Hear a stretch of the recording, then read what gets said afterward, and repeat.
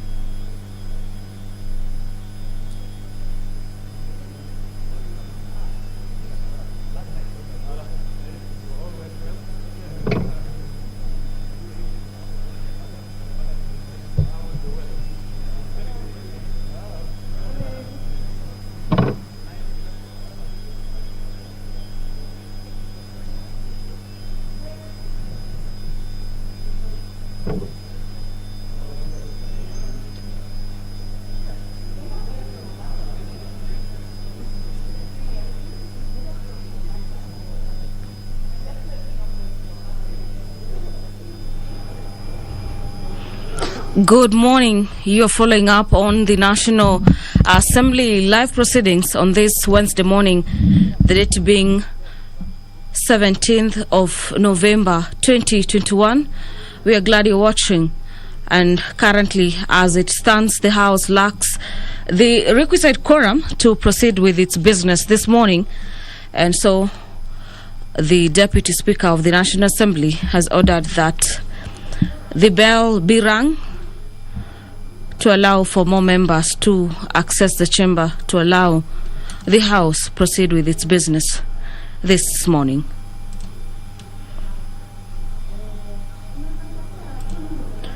Pursuant to Standing Orders number 35, subsection 1, this is on the quorum during the House proceedings. Subsection 1 says that if at any time the chair is taken, or when the House is in committee or a member objects that there is no quorum present, then the Speaker or the chairperson shall count members in the House or in the committee as the case may be. If on the count under paragraph 1 quorum has not been achieved or the quorum is not present, the Speaker or the chairperson shall call the division bell to be rung. And if the Speaker is in the chair and the quorum will not have been achieved by the expiration of 10 minutes, then Standing Orders further provide that the Speaker shall adjourn the House until next time when the House will be sitting. And if the House is in the committee, the chairperson shall leave the chair and report the fact to the Speaker, who shall in return adjourn the House until next sitting without the question being put. Whenever the Speaker or the chairperson is engaged in the counting of the House as well as the committee respectively, the doors shall remain closed, but no member shall be allowed to leave the chamber except a party whip, who is permitted to leave the chamber to seek members required to raise the quorum.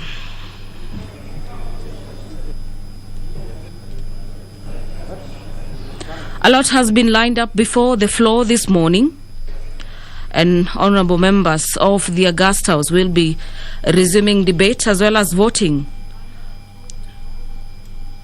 on a few bills that are before the floor of the House. The Employment Amendment Bill, Bill number 2, National Assembly Bill number 79 of 2019 by nominated MP Gideon Keter will be voted on. Thereafter, the House shall be moving to the Committee of the Whole, where the committee will be considering the assisted reproductive technology. This is National Assembly Bill number 34 of 2019 by Honorable Millie Odhiambo. The Pensions Amendment Bill, National Assembly Bill number 26 of 2020 by Honorable Didmas Baraza, is currently in its second reading, and so the House will be furthering debate on that particular bill.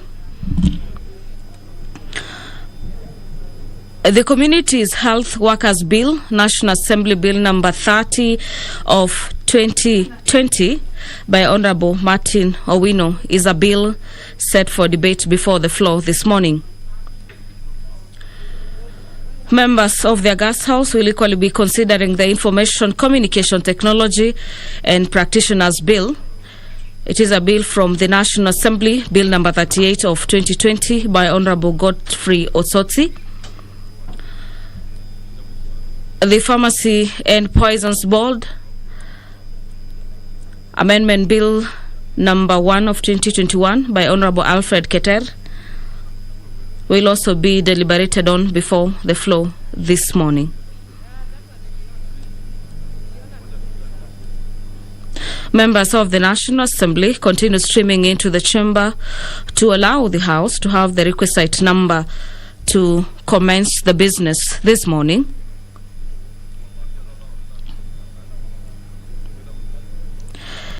And you can also follow up on this live broadcast on our YouTube channel, that is on Parliament of Kenya, on the Parliamentary Broadcasting Unit handle, as well as on KBC Channel 1.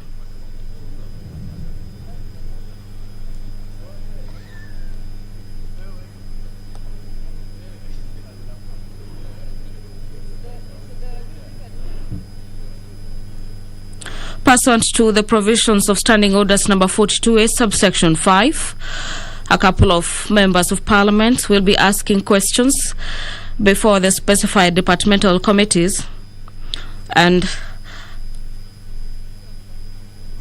the first member is Honorable Irene Kasalu, member for Kitui County, who will be asking the Cabinet Secretary for Education to provide details. This is on the rolling out and the uptake of adult education program in the country.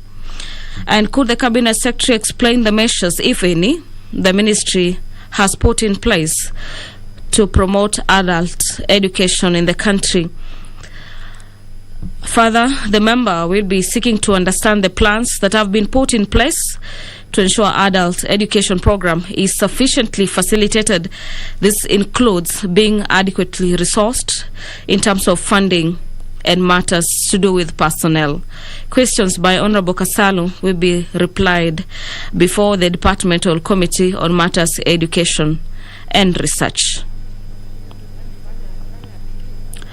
Kathiani MP Honorable Robert Mbui will be asking the Cabinet Secretary for Transport, when is the construction of Mumboni Kathiani Road, this is in Kathiani constituency, which is being upgraded to bitumen standards, scheduled to be completed? And considering the completed sections of the said road have already developed potholes, what steps is the Cabinet Secretary taking to ensure that the road is constructed to the set standards? Questions by member for Kathiani will be replied before the Departmental Committee on Transport, Public Works and Housing. Benjamin Washali, Honorable Member for Mumias East, will be asking the Cabinet Secretary for Transport as well, that noting that the cost of transport and transporting a 20-foot container from the port of Mombasa to the inland container depot in Embakasi, Nairobi County costs around 110,000. Could the Cabinet Secretary explain why the cost of transporting similar goods by road rang for an extra 5 minutes? That one is always allowed by our standing orders. So an extra 5 minutes. Of the National Assembly, Honorable Moses Cheboy, has just added some more 5 minutes to allow the House get the requisite number of MPs to conduct its business this morning. And just to proceed with the highlights in the order of business, the Honorable Member for Mumias East, that is Honorable Benjamin Washali, will be asking the Cabinet Secretary for Transport when Kenyans will start benefiting from the advantages of transporting goods through the SGR by way of reduced cost, as well as seamless connections. This is between an inland container depot and the goods' final destinations. Honorable Washali's questions will be replied before the Departmental Committee on Matters Public Transport. Honorable Stanley Mudhama, member for Lamu West, will be asking the Cabinet Secretary for devolution, so that we can make we can correct. Could the Cabinet Very good. Okay, honorable members, measures in place to mitigate the effects of drought facing residents of Lamu West constituency. The quorum has been achieved, and I'll now be handing over to the proceedings of the House this morning. Order number 2. Enjoy your viewing and good morning. Order number 3, messages. Order number 4, petitions. Order number 5, papers. Order number 6, notices of motion. Order number 7, questions and statements. Under this particular order, honorable members, we will start with questions, then go to the second part, which is going to be statement requests. So, to start us off is a member for Kitui County, the Honorable Dr. Kasalu.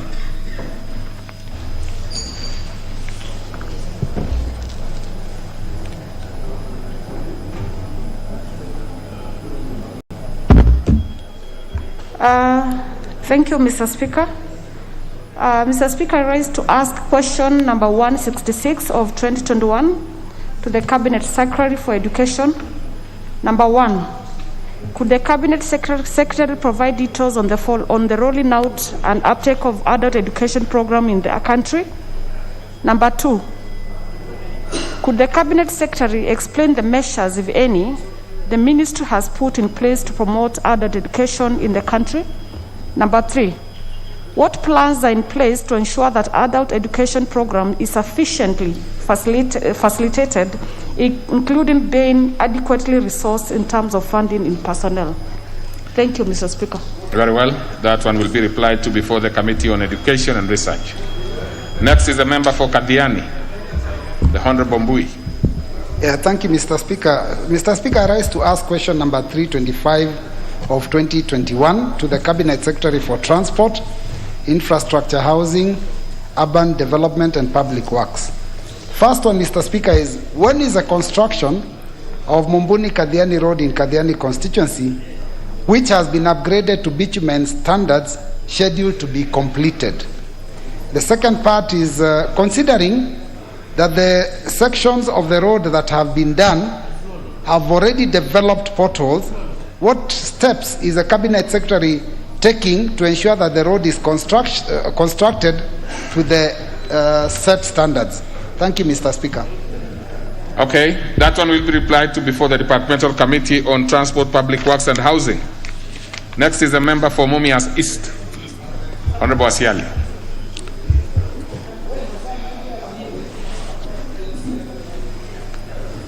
Thank you, Honorable Speaker. Honorable Speaker, I rise to ask question number 328 of 2021 to the Cabinet Secretary for Transport, Infrastructure, Housing, Urban Development and Public Works.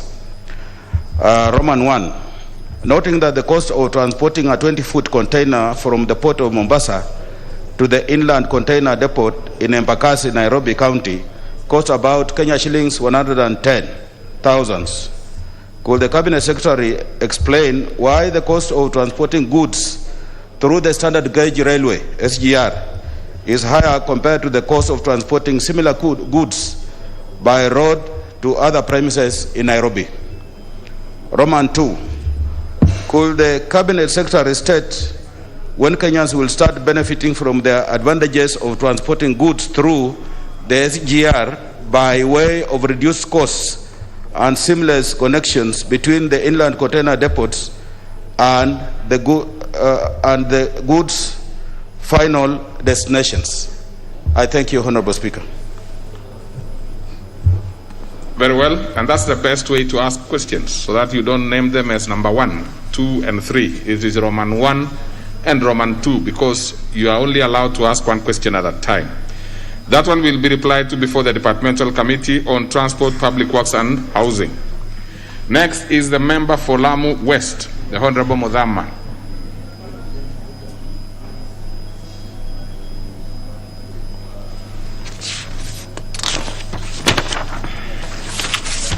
Question deferred.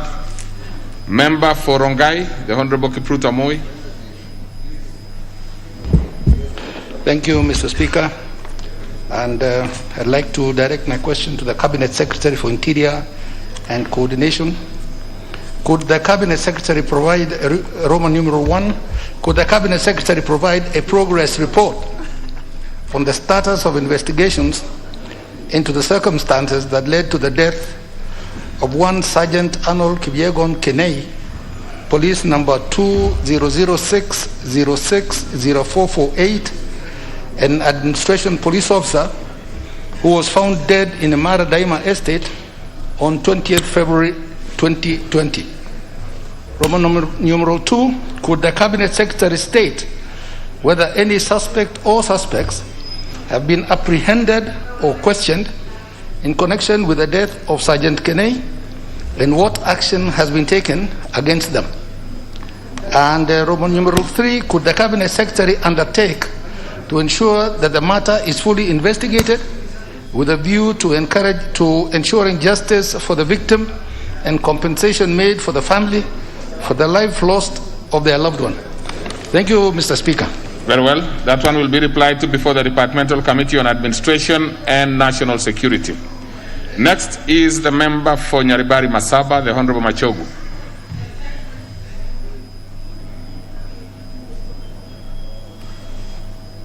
Question deferred. The next one is by the Honorable Member for Kamkunji, the Honorable Yusuf Hassan. Thank you, Mr. Speaker. I raise to ask question number 440/2021 to the Cabinet Secretary for Lands and Physical Planning. Roman 1, what is the status of land parcel LR number 209/21721 currently occupied by Kenyago Kanuku Settlement Scheme, residents in California Ward, Kamkunji constituency? Roman 2, could the Cabinet Secretary explain why there has been an inordinate delays in the issuance of a title deed to the residents of Kenyago Kanuku Settlement Scheme through their registered Kenyago Kanuku Society, considering that the society is in possession of a deed plan LR number 209/21721 and a letter of allotment number SGD/LS/00141202/SMK 2014/ZNR, issued by the Nairobi County Government on the 3rd of December 2014, and who have paid all the requisite fees for processing an acquisition of the title deed on the 23rd of October 2018. Roman 3, when will a valid title deed for land parcel LR 209/21721 be issued to the resident of the Kinyago Kanuku Settlement Scheme through the Kinyago Kanuku Society, considering the lack of a title deed has denied them access to vital land rights, making their occupation insecure, unstable, vulnerable to disputes and dispossession? Thank you, Mr. Speaker. Very well. That one will be replied to before the Departmental Committee on Lands. That marks the end of our question time because the Honorable Beatrice Nyaga had made a request, which I accept, to have her question deferred. So we go to the next segment, which is the statement request by members, and we'll start with the Honorable Rashid Amin, member for Wajir East. Thank you, Honorable Speaker. My statements this morning is in regards to requests for statements regarding the ongoing recruitment exercise of the Kenya Defence Forces in the country. Honorable Speaker, pursuant to Standing Order 42C, I wish to request for a statement from the chairpersons of the Departmental Committee on Defence and Foreign Relations regarding the ongoing recruitment exercise of the Kenya Defence Forces in the country, particularly recruitment in Wajir East constituency. Honorable Speaker, the Vice Chair of the Defence Forces had launched the 2021 Kenya Defence Forces KDF nationwide field recruitment drive to take place in 327 gazetted sub-counties across the 47 counties.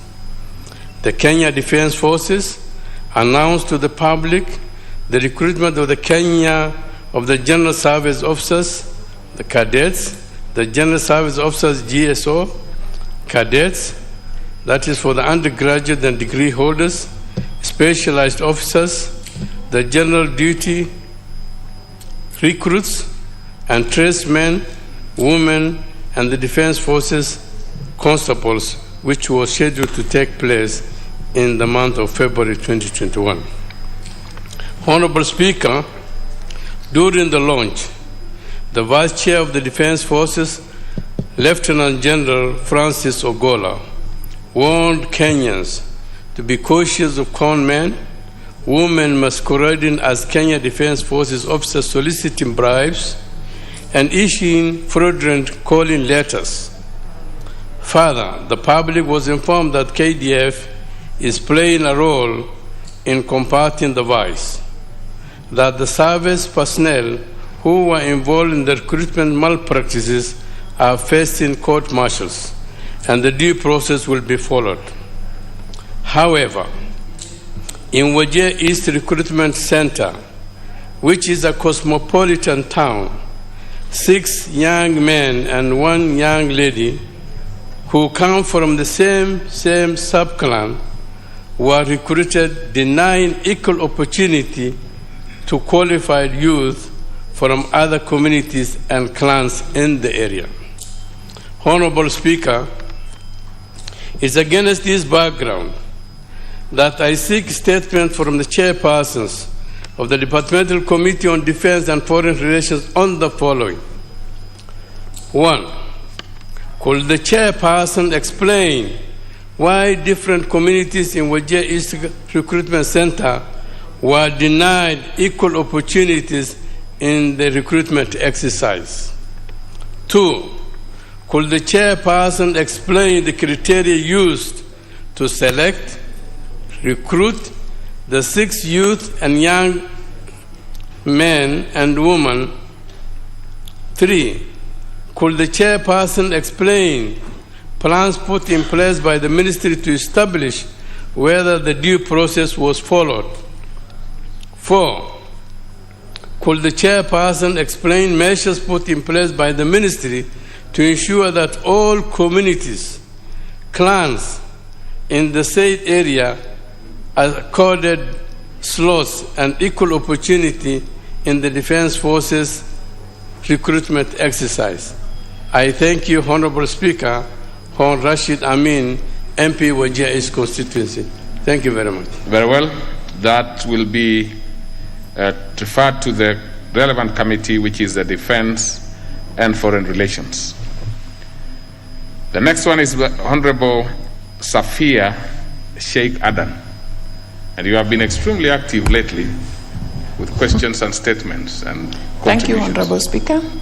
Honorable Speaker, pursuant to the provision of Standing Order 44-2C, I rise to request a statement from the chairperson of the Departmental Committee on Agriculture, Livestock and Fisheries regarding provision and sourcing for markets for livestock and livestock products, both locally and internationally.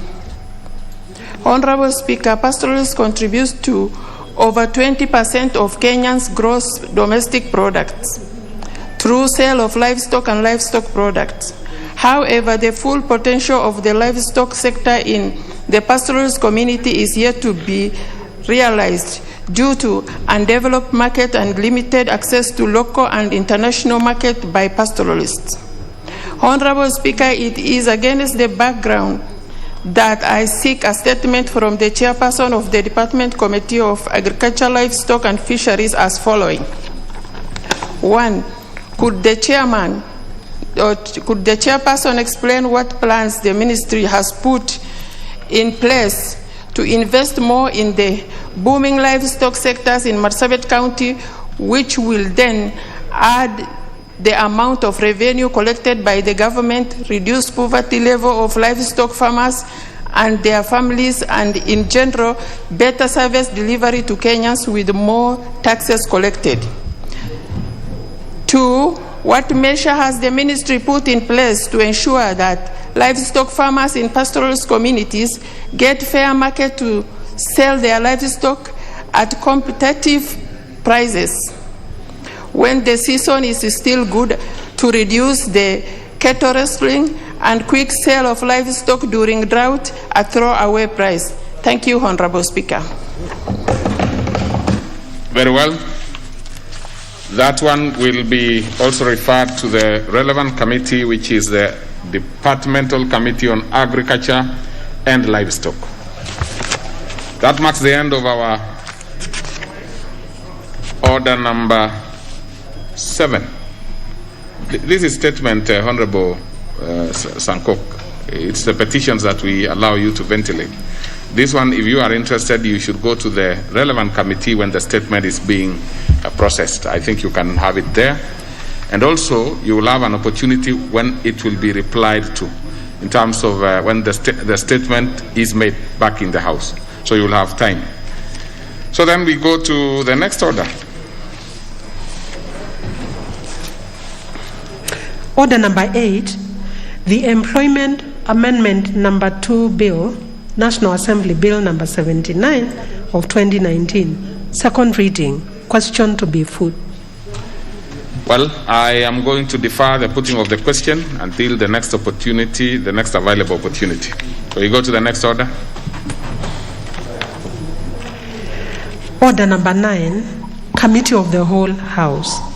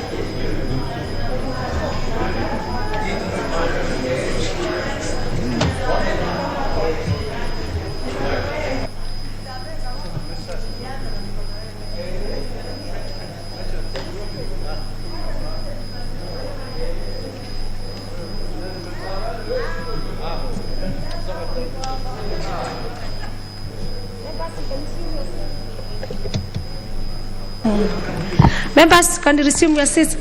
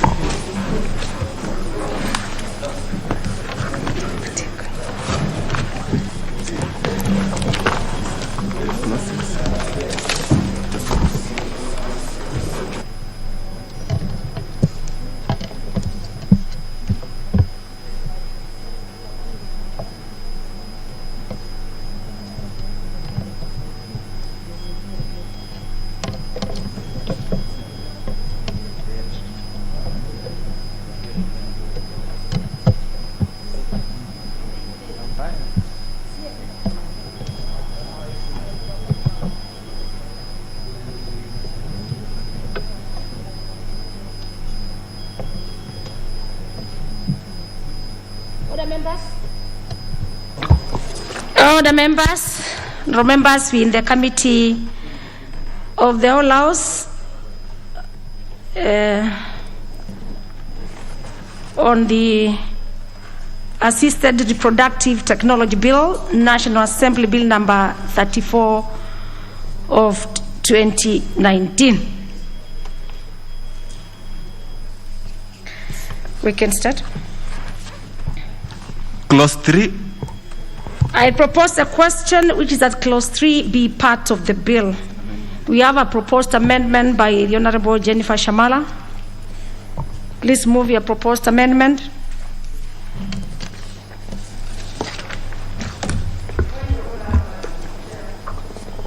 Yes, Honorable Emilio Odhiambo, before the proposed amendment by Honorable Shamala. Chair, I'm just requesting if I can be given the hard copy to enable me follow.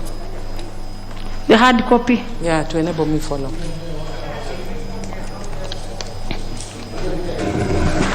Very well. So ordered from the right desk that if you can have some hard copies, can be supplied to Honorable Emilio Odhiambo 001.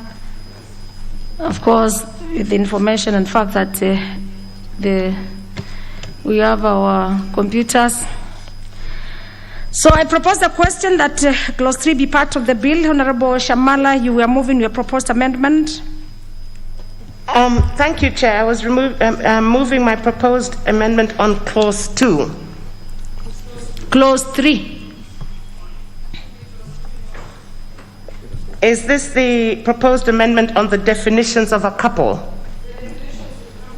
Okay, sorry, I beg your pardon. On clause? You are moving your proposed amendment. We are starting with clause 3.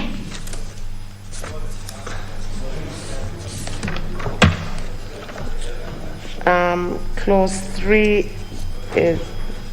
Do you have it there? Yes, Can you show me on the order paper? Sorry? 1474. Yes, thank you, Chair. Honorable Emilio Odhiambo, we have already ordered that we get some hard copies for the members. Yes, Honorable Emilio Odhiambo. Sorry, Chair, just a matter of procedure. No, sorry. I think it's because you are talking about definition. And I was just wondering, because when the committee has an amendment, then the committee amendment should be coming prior to that of Jennifer. But I've just realized that you have realized she was speaking in regard to clause 3, not 2. So you are now it's in order. Very well. Yes, Honorable Shamala, please. Yes, thank you, Chair. I beg to move that clause 3 in the bill be amended by deleting clause 3 and inserting the following new clause. That this act applies to all processes of facilitated human fertilization undertaken through insemination in or outside the body. The reason being, Chair, is that because we must understand and appreciate that the preamble of our Constitution acknowledges the Almighty as the Creator, and at every stage we must acknowledge that the processes of fertilization, whether inside or outside, are not a process of evolution, but really a stage of conception. Very well. With that import, honourable members, I propose a question, which is that the clause 3 be amended as proposed by Honourable Shamala.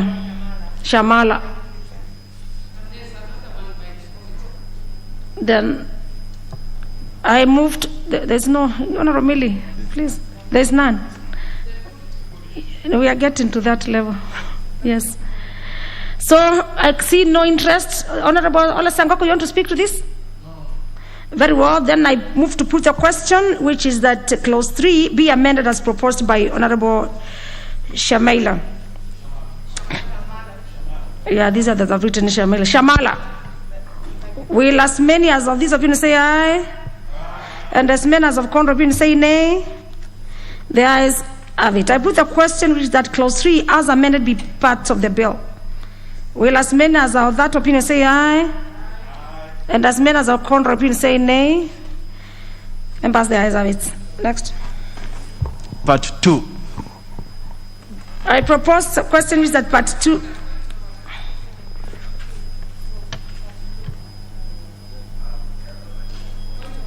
Honourable Millie. Thank you, Chair. Chair, that's why I was actually asking that we have clause 3A that was being proposed by the committee. It is Honourable Millie Odhiambo, so that we don't waste time on this. It's a new clause. And we have been here for long. It's a new clause. Of course, it will also be read for a second time. There's in substantive ones you normally... Yes, I can see the interest that you have. But that one you are proposing, and of course, just for your satisfaction, it's a new clause, which as a matter of procedure, will still move at one point to the new clause. Yes, for your satisfaction. Thank you. I propose a question, which is that part 2 be part of the bill. We have a proposed amendment to the same by Chairperson of the Health Committee. Please move your proposed amendment.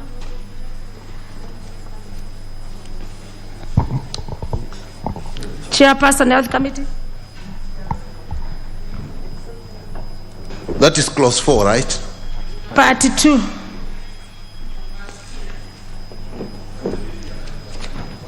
Part 2.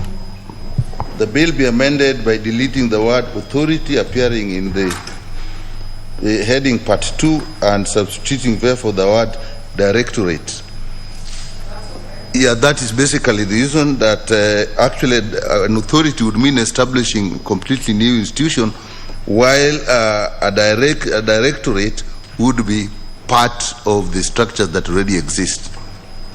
Very well. With that, I propose a question, which is that part 2 be amended as proposed by the Honourable Nyikal. I put a question, which is part 2 be amended as proposed by Honourable Nyikal. As many as of that opinion say aye. Aye. And as many as of a contrary opinion say nay. The ayes have it. I put a question, which is that part 2 as amended be part of the bill. As many as of that opinion say aye. Aye. And as many as of contrary opinion say nay. The ayes have it. Next clause. Clause 4. I propose a question, which is that clause 4 be part of the bill. We have a proposed amendment by Honourable Shamala and the committee. So I start with the committee. The committee should start. And members, if the chairperson's amendment is carried, then Honourable Shamala's amendment will fall automatically. So we are starting with the committee, chairperson of the committee. That clause 4, the bill be amended by deleting clause 4 and substituting therefore the following, which is that subject to section 18 of the Health Act 2017, the Cabinet shall form a directorate to be known as the Assisted Reproductive Technology Directorate. It is in consequence of what you have just said that if it's a directorate, it is still within the existing structure. So it's actually in line with part 2 that we have just passed. Then with that, honourable members, I propose the question which is at clause 4 be amended as proposed by Honourable Nikal for the committee. I put the question which is at clause 4 be amended as proposed by Honourable Nikal for the committee. As many as are of that opinion say aye. Aye. And as many as have a contrary opinion say nay. The ayes have it. With that, the proposed amendment by Honourable Shamala falls automatically. I put the question which is at clause 4 as amended be part of the bill. As many as have that opinion say aye. Aye. And as many as have a contrary opinion say nay. The ayes have it. Next. Clause 5. I propose the question which is at clause 5 be part of the bill. Now, members, we have a proposed amendment again by the committee and also by Honourable Shamala. Committee. Chair, that clause 5 of the bill be amended in A, in the perfunctory statement by deleting the word authority and substituting therefore the word directorate, which again as the same is consequential to what we have done before. B, in paragraph C, by deleting the words undertake research, substituting therefore with the words promote research, because there are institutions that do research. What the directorate will do is just promote research. And by inserting the following new paragraph immediately after paragraph C. Basically, the whole of this is actually to introduce the county governments and the various departments, the educational departments and relevant government agencies. The whole essence of this, Speaker, Madam Chair, is that this is going to be actually a very comprehensive new law that has to work with all agencies that are listed under that amendment, clause 5. With that, I propose the question, which is a clause 5, be amended as proposed by the Honourable Nikal for the committee. Honourable Sankok. I do support the proposed amendment, especially on clause 5, paragraph B. In paragraph B, and by deleting the word undertake research, it's actually B, undertake research, and substituting therefore with words promote research. Honorable Chair, there will be so many players who will be undertaking the research, and when we put the directorate to be the one undertaking the research, then we are kind of demeaning the other players who may be taking research, even individuals. So this one is a very, very important. And I think, Millie Udhiambo, even though today you have put on yellow, I don't know if my eyes are well, if it is yellow or what. But this one is very important. We have to support this one so that we can open the field for other researchers and other scientists to come in and promote this one. Okay. So the yellow may not come in here. Honorable Sankok, always relevance. This is a very important stage of the bill. The Honorable Millie, or the other member Suba, you want to make a comment? Yes, Chair, I support. You and support. Actually, that's one of the things that I had flagged to understand why they were removing undertake to promote, but I think Honorable Nyikala has explained it very well. But I just want to tell Sankok, I know men are colorblind. This is lime. It is not yellow. Very well. It is not yellow, it is lime. But let's not bring such debates in the Honorable. Yeah, we are going to lose the track of the business. Members, I put the question, which is at clause 5, be amended as proposed by the Honorable Nyikal. Will as many as of that opinion say aye? Aye. And as many as of a contrary opinion say nay? The ayes have it. With that one being carried on, members, that is the amendment by the chairperson. Then the amendment, proposed amendment by the Honorable Shamala, again falls automatically. I put the question, which is that clause 5, as amended, be part of the bill. As many as of that opinion say aye, and as many as of a contrary opinion say nay. Members, the ayes have it. Next clause. Clause 6. I propose the question, which is that clause 6 be part of the bill. A proposed amendment again by the committee and also by the Honorable Shamala. We start with the chairperson of the committee. Chair, that the bill be amended by deleting clause 6 and inserting therefore the following new clause. The responsibility of the government shall be to put in place necessary mechanisms and infrastructure to ensure access to the highest level, to provide adequate resources, as in the order paper, to provide regulations, and to collaborate with the county government. The whole essence of this, as we have said, this bill, when it becomes an act and that directorate is created, will require a lot of infrastructure to be put in place, a lot of funding to be given for it if it is to act properly, and to provide regulations, because very many people will be undertaking these processes which are very sensitive, and therefore it is important that we have regulations, it is provided with resources, it has infrastructure, and more importantly in Chair, is to collaborate with the county government, because some of the institutions that will be undertaking this are actually within the county. So that link is extremely important. Okay. Thank you.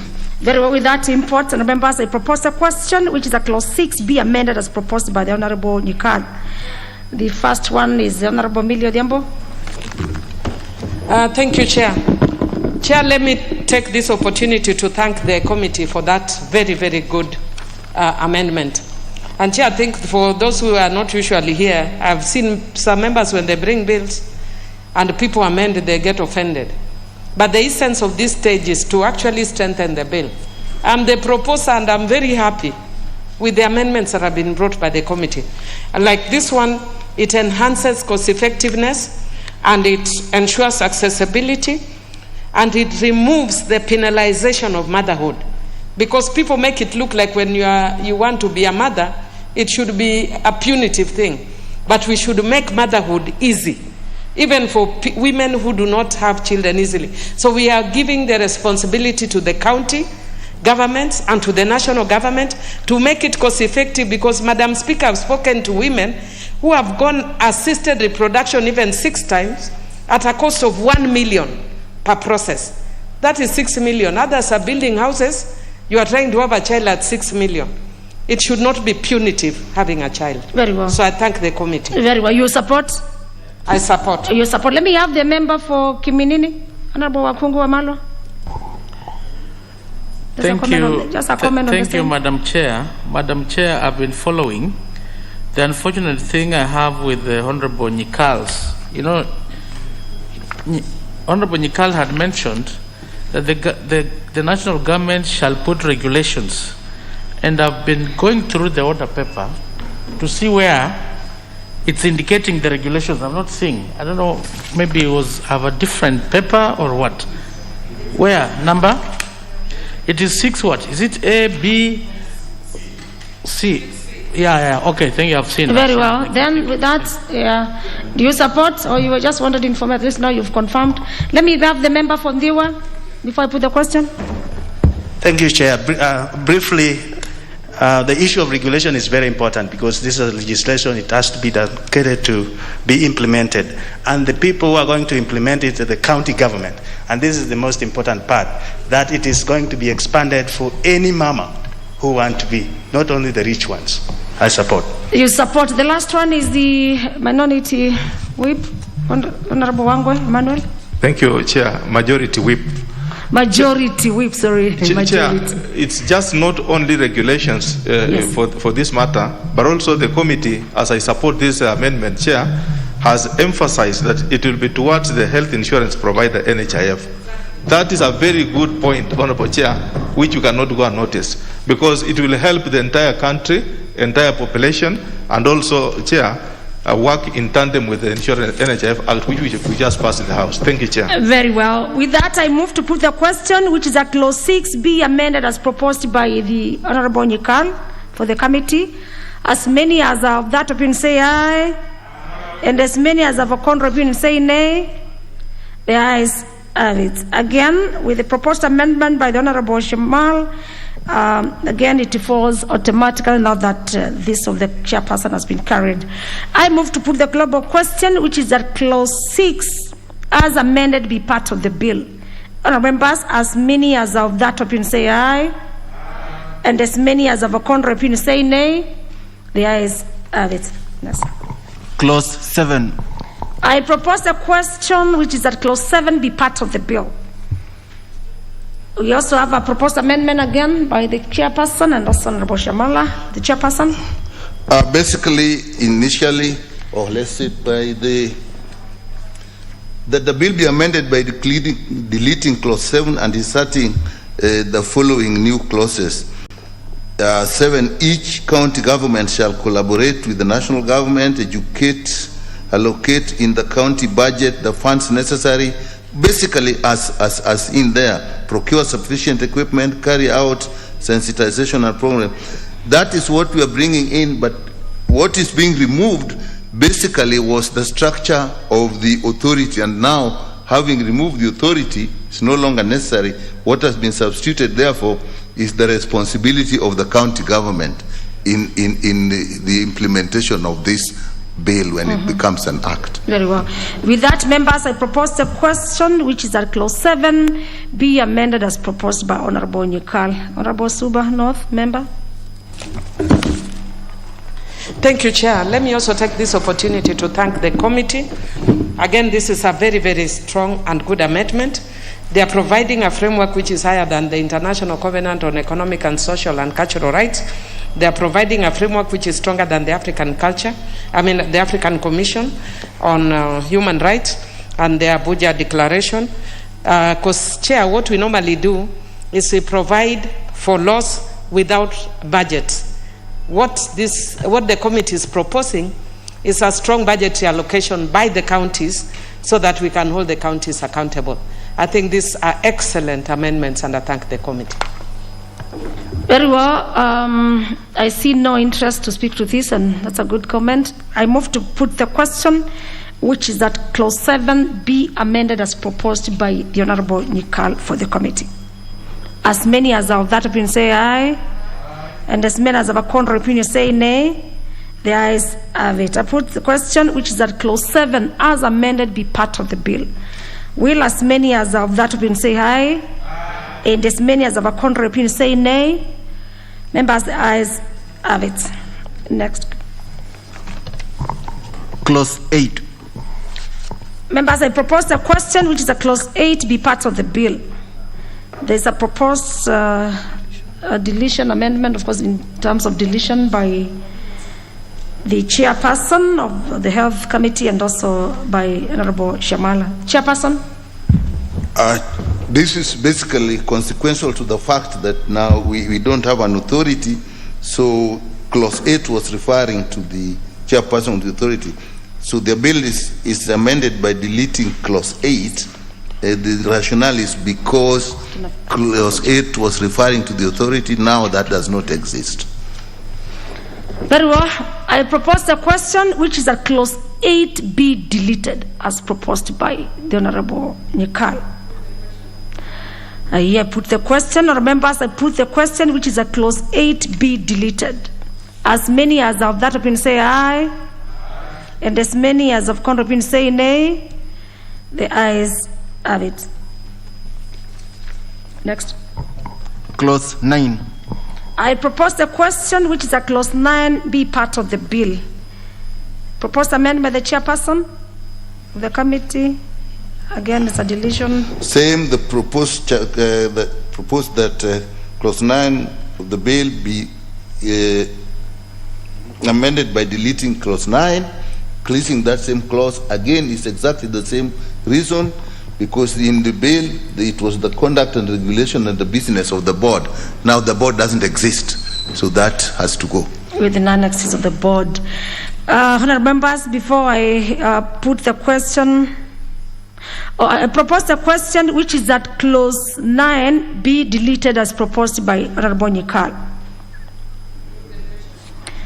Here I put the question, members, and as I put the question, we still had another proposed amendment, the Honorable Shamala, and in the event that the chairperson's amendment is carried, since they have the same effect with the Honorable Shamala's proposed amendment, which is deletion, then it will be carried.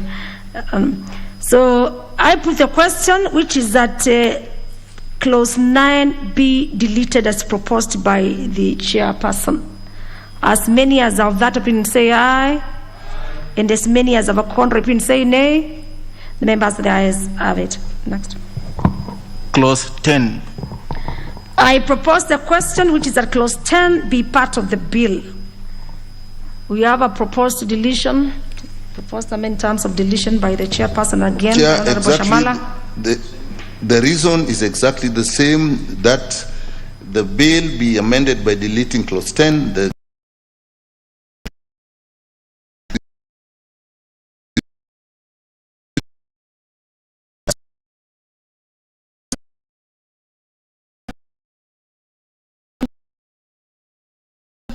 Having the same effect with the Honorable Shamala.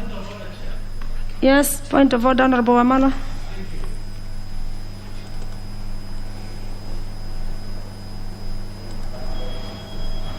Please use the next one. Use the next mic so that we move faster. Yeah, thank you, Chair. Thank you. I've been listening carefully on Honorable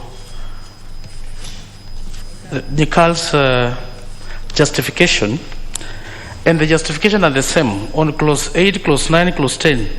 So I was wondering, in terms of drafting, how can, unless you clarify further, that maybe as per this context, you contextualize that this clause, even if they are referring to the issue of the authority, but I'm sure it can be in a different context, because there's no way you can have similar justifications, clause 8, 9, 10. So you go further, maybe it was a different context, but it's referring to the authority, to be able to differentiate, because from his justification, it shows there was a repetition, that clause 8, clause 9, clause 10 was the same. Maybe it was referring to the same thing, authority, but in terms of context. So in terms of contextualization, obviously it's different. So you go further so that it doesn't give an impression that there was that repetition of the clauses 8, 9, 10 to have been the same. Thank you. Thank you, Honorable Chris Wamala. With that, Honorable, for satisfaction, Honorable Chris Wamala, maybe other members of the House, please just.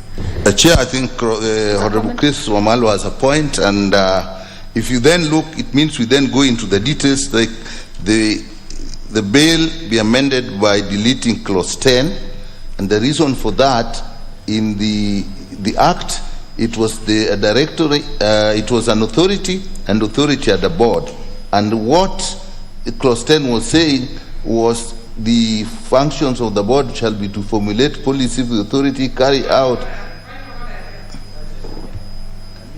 Let him finish and I get back to you, Honorable Millie, please. Yeah, to provide and carry out objects of the functions and so on. That was then the purpose of that clause 10. Now, if you do not have that authority and you do not have its board, then you don't have a board you don't need the board to do those things. I think basically that is. Okay. Yeah. Let me hear from Honorable Millie Odhiambo on the same. Thank you, Chair. Chair, this one is just in response to what Honorable Chris Wamala has raised, because this is actually going to go throughout the entire bill. I had proposed an authority. The committee has removed an authority and replaced it with a directorate. So what is going to happen is wherever there is the mention of the word authority, it will be replaced by the word directorate. In your proposed amendment?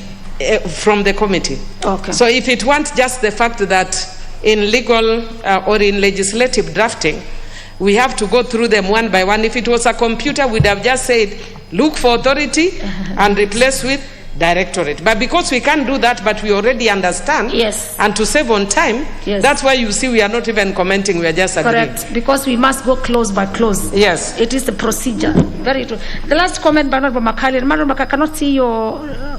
Yes, now I can see. Please, a comment. Okay, thank you, Madam Chair. You know, Madam Chair, I think the issue being raised is quite an important issue. And it's something I always wonder whether, as a House, and maybe the legal minds can help us. Because even when we are changing the word minister to a cabinet secretary, it's the same thing. You have a whole bill where you have to sit here to say change minister to cabinet secretary, and you have 30, 40 clauses. Is there no other way? I would say this legal profession doesn't have innovation. I think Honorable Makali, let me just help you on this. You need to be more innovative with the legal profession. That's why we have our standing orders. So unless it's changing our standing orders, we must go clause by clause, because every clause matters. Deleting clause 10 and deleting clause 9, there are two different issues, because the clause was there and we cannot assume that we did not have a clause 9. This one can only be done when there was rules and procedure. You can look at it, but then if it's not already in our standing orders, we must follow the procedure that we have for the House. Also with that, honourable members, I put the question, which is a clause 10 be deleted as proposed by the Honourable Nyikal. Will as many as have that opinion say aye? And as many as have a contrary opinion say nay? There is it's Honourable Shamala's, you had the same effect, and so yours also dropped. Next clause. Clause 11. I propose a question which is that clause 11 be part of the bill. Yes, we can move faster now that we understand with the input of the members and the understanding. Yes, it is basically the same, that clause 11, the amendment is that clause 11 be deleted.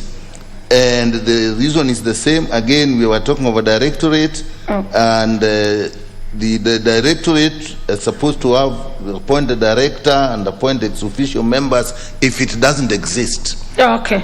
So with that, with the same effect of the proposed amendment or deletion by Honorable Shamala, if it is carried, then yours will follow automatically. I move to put the question, which is that clause 11 be deleted as proposed by the chairperson. As many as have that opinion say aye, and as many as have a contrary opinion say nay. The ayes have it. Clause 12. Again, the same. I propose the question, which is a clause 12 be part of the bill. Your proposed amendment. Chair, clause 12, the proposes that the bill be amended by deleting clause 12 and substituting therefore the following. Clause 12(1), the directorate shall consist of director, such staff as the cabinet secretary may, in consultation with the director, consider necessary for the performance of the directorate. 2, the director and staff of the directorate shall be competitively recruited and appointed on such terms and conditions as the cabinet secretary shall, in consultation with the Service and Review Commission, determine. Now we are not merely deleting, because even if we have removed the authority and we have created a directorate, the directorate will need staff.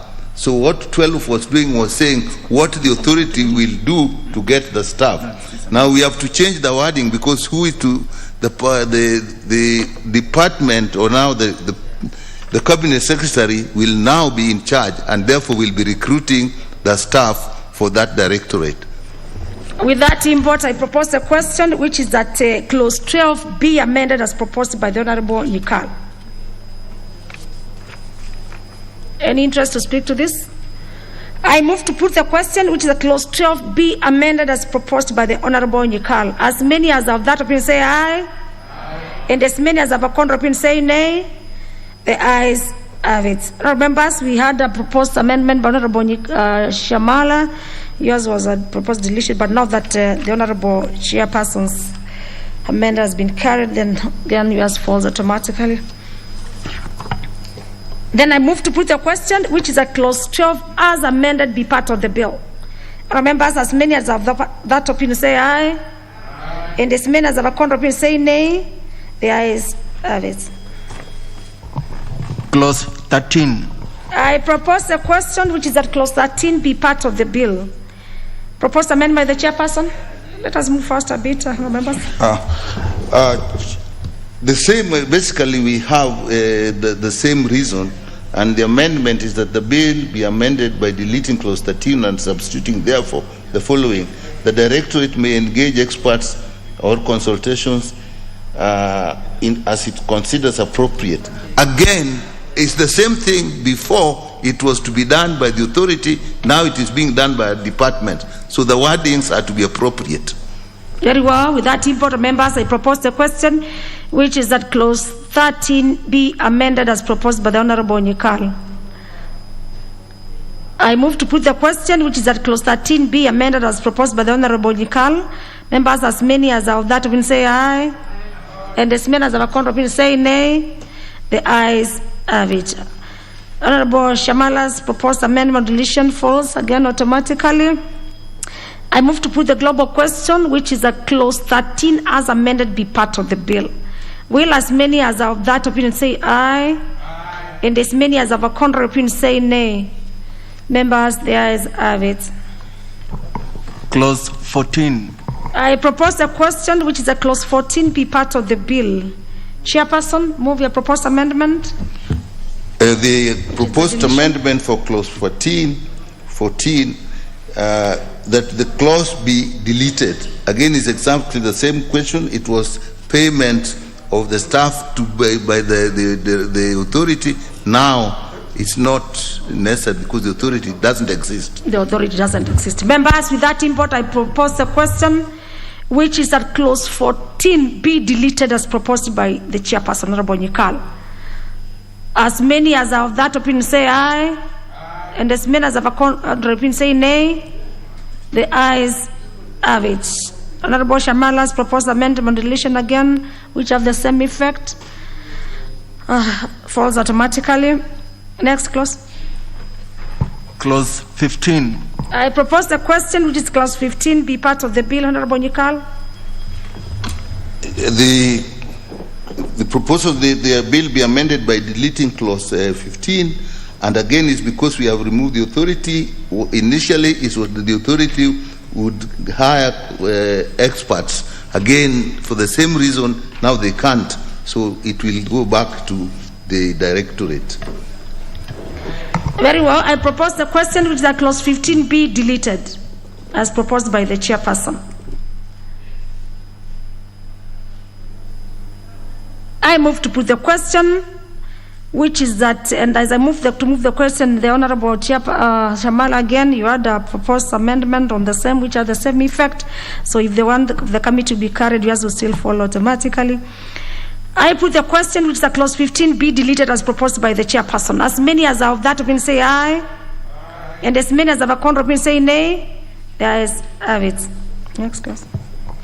Clause 16. I propose the question, which is clause 16 be part of the bill. No? Yes. And we have a proposed amendment by the chair. Chair, again, it's the same. This clause 16 be amended by deleting that clause, and the reason is, again, we have removed the authority, and it was that was talking of the responsibility of the members of the board of that authority. So yeah, so now that the authority doesn't exist, we don't need it. Again, we still have also a proposed amendment by Honorable Shamala, which has the same effect. So in the event that we carry the committee's amendment of deletion, then the Honorable Shamala's amendment proposed one will fall. I move to put the question, which is that clause 16 be deleted as proposed by the chairperson. As many as of that opinion say aye, and as many as of a contrary opinion say nay. The ayes have it. Clause 17.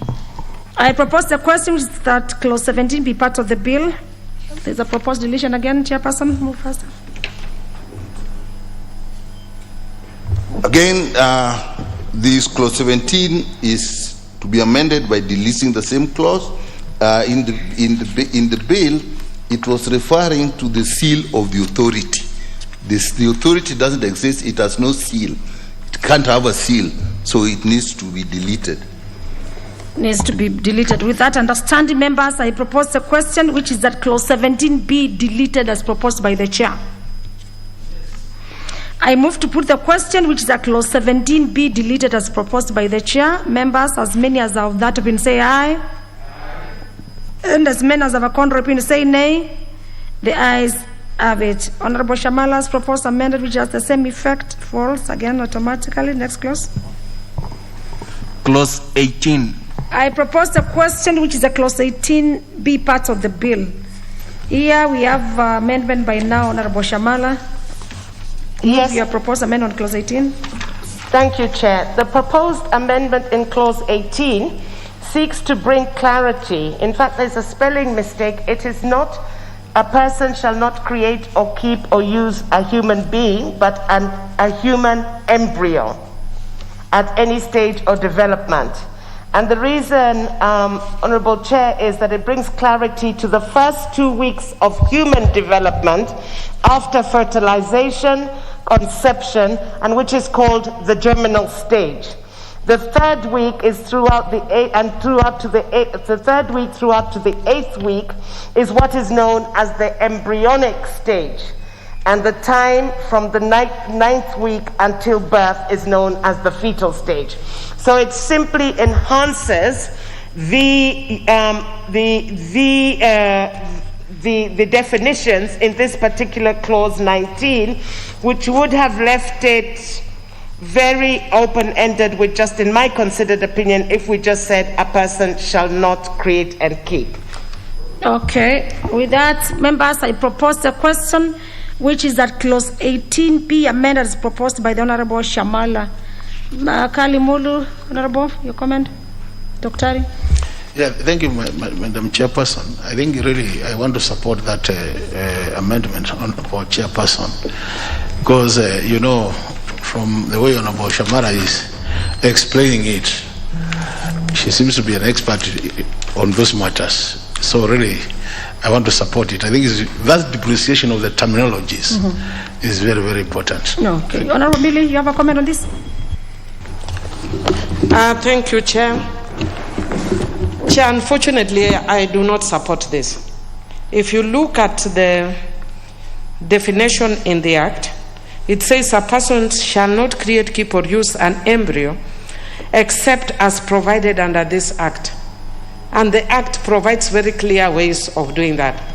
But when you look at the proposed amendment by Honorable Shamala, it says a person shall not create, keep, or use human embryo at any stage of development, either from fertilization or conception, until a transfer to a woman, except, oh, sorry, I thought she missed the except as provided under this Act. That's okay. Very well. Then I support. So now you support. Then Members, I support. Very well. It's good for us to at least make decisions from informed points. Members, I move to put a question on clause 18, which is a clause 18B amended as proposed by Honorable Shamala.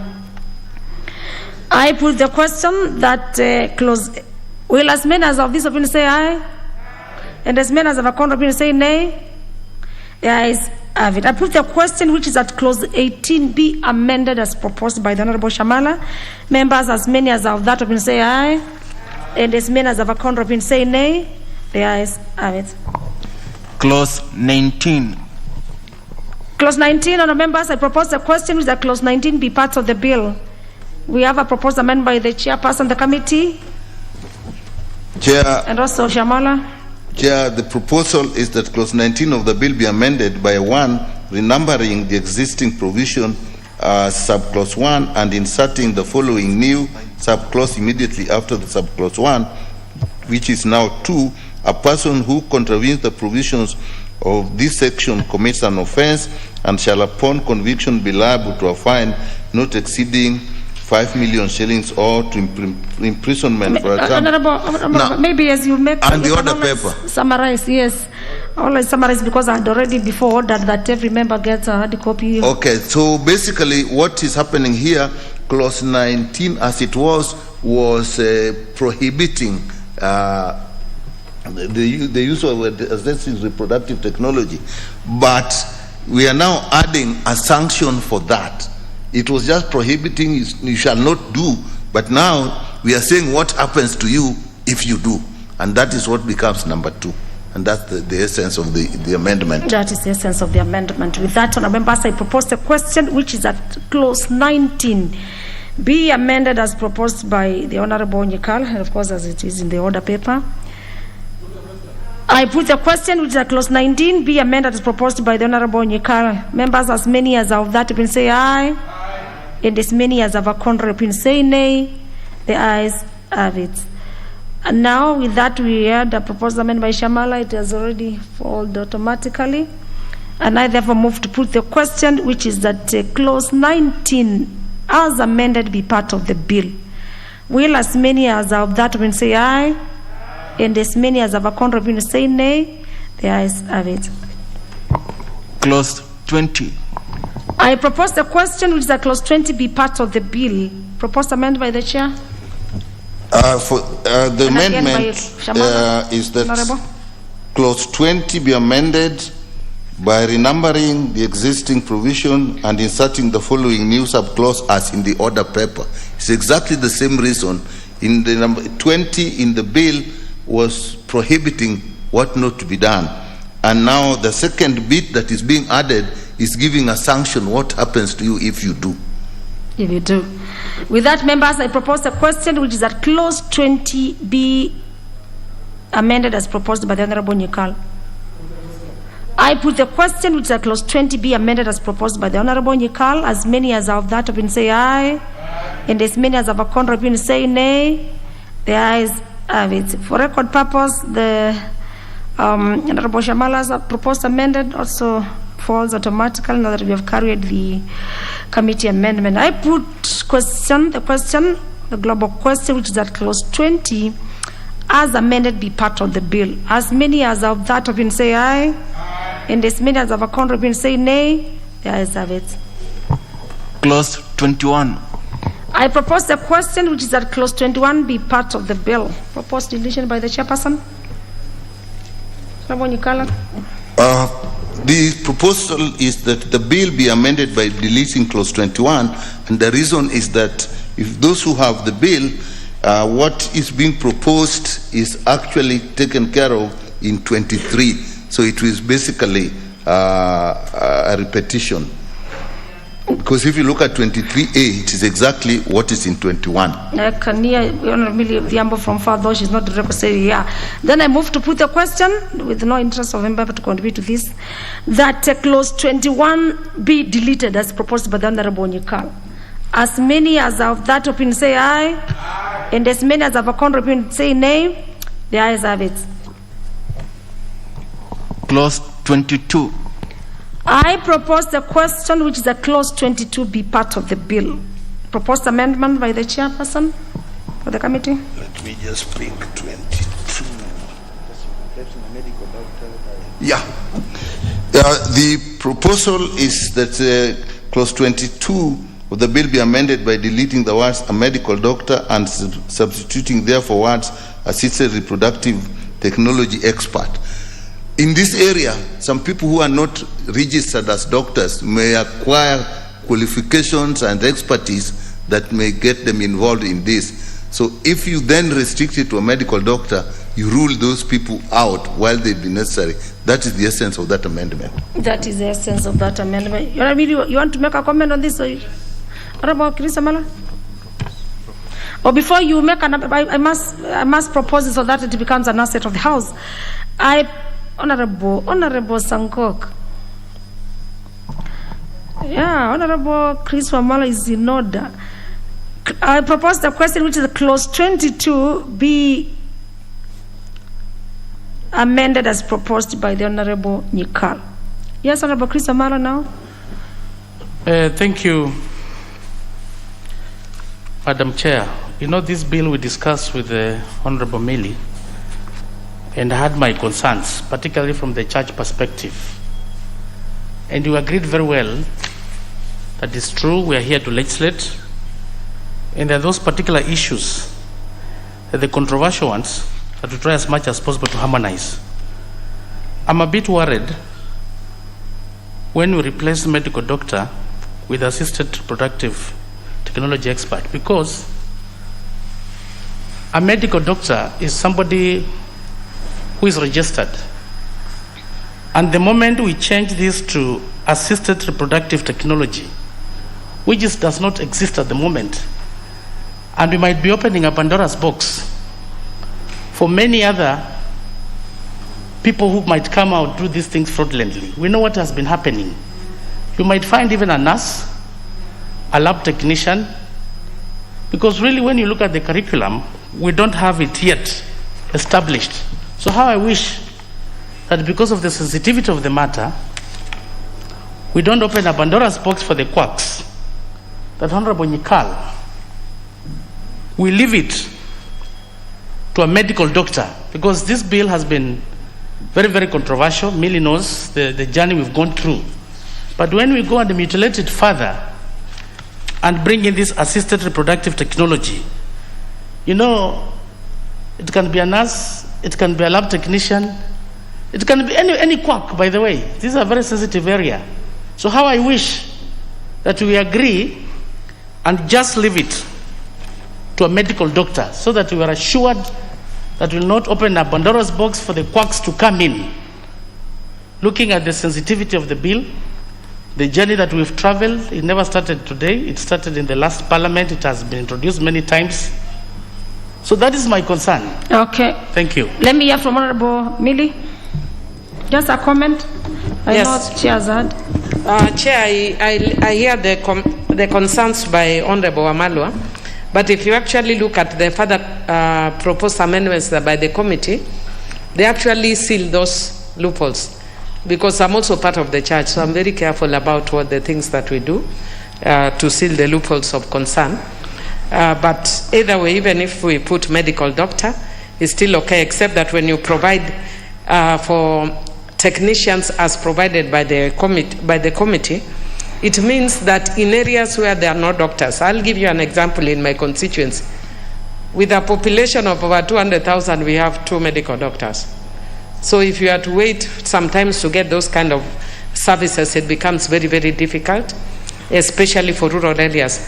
A lot of rural areas are served by nurses who have actually expertise, by clinical officers who have expertise, so long as they are qualified as such. But either way, I'm okay, whether it's medical or Let me hear from Sankok. Honorable. Thank you very much, Chair. And this is a very sensitive area, Chair. But Honorable Dr. Nyikal, what he was trying to explain is that for you to be able to be an assistive reproductive technology expert, you must have undergone a further training. And of course, for you to undergo a further training, even if you are a medical doctor, even if you are a nurse, even if you are a physiologist, you must undergo a specialized training for you to become an expert in this area.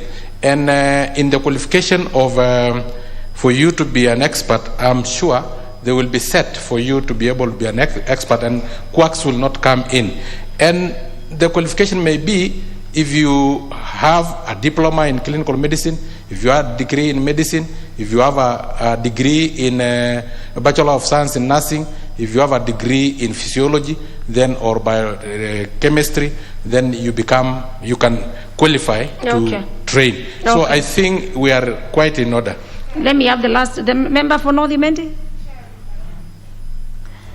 Thank you, Madam Chair. I agree with the committee, and I want to ask Dr. Wamalwa to think if we can probably put the qualification for the expert a bar so that it even covers what he is talking about. So, Madam Chair, I agree with the committee. Kabuchai, just a comment. Yeah, Madam Chair, thank you. I'm also concerned, Madam Chair, about this where we have doctors. Doctors, Madam Chair, it's a profession that has undergone an oath to do the right job. Madam Chair, if we leave this to any actor, that's where, when my respected Honorable Millie has just said it here, that where she might be coming from, she has short of doctors. And that is, Madam Chair, the same reason why we are concerned. If we can get them now professionally for where she is, let's equip this, and the purpose of this bill is to equip with the professionals in space. Madam Chair, I think with the doctors, they should be the main actors in this one. I'm concerned, and I agree with Dr. Mola, Madam Speaker. Madam Chair, thank you. Before I put the question to the House, can I have the member, Nafakolo? Honorable? Thank you, Chair. Majority Whip. I want to walk in the footsteps of Dr. Wamalwa, where, Honorable Chair, the issue of we don't have today any expert qualifications for an assisted reproductive technician.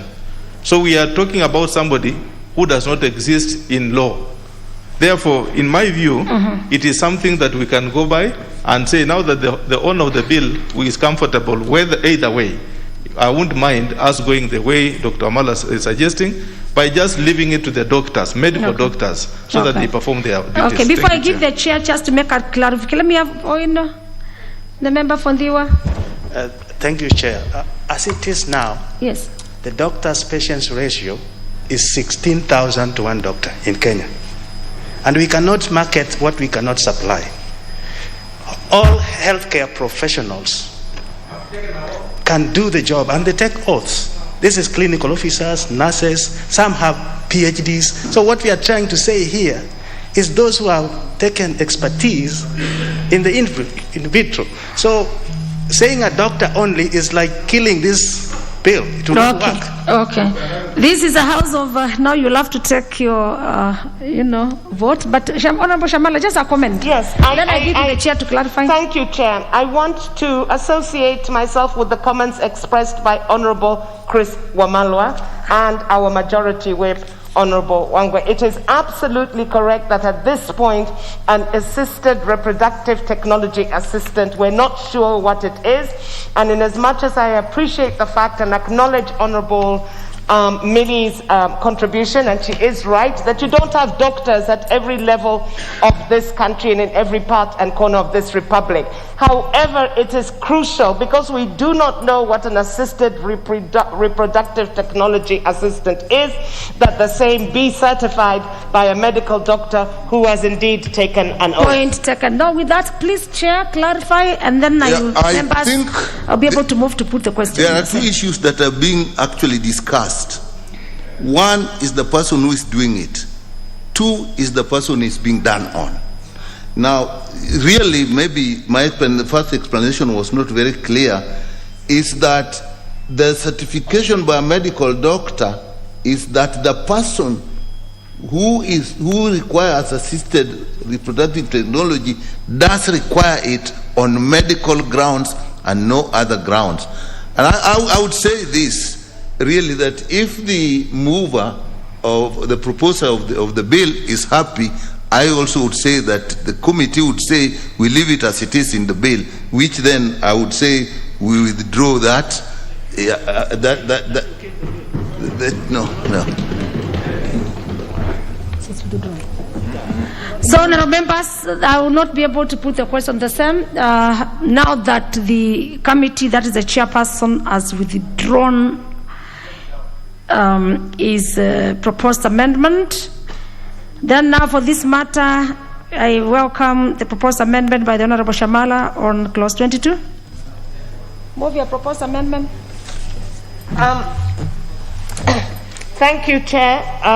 My proposed amendment is that a person, again, there was a spelling mistake with an infertile, a person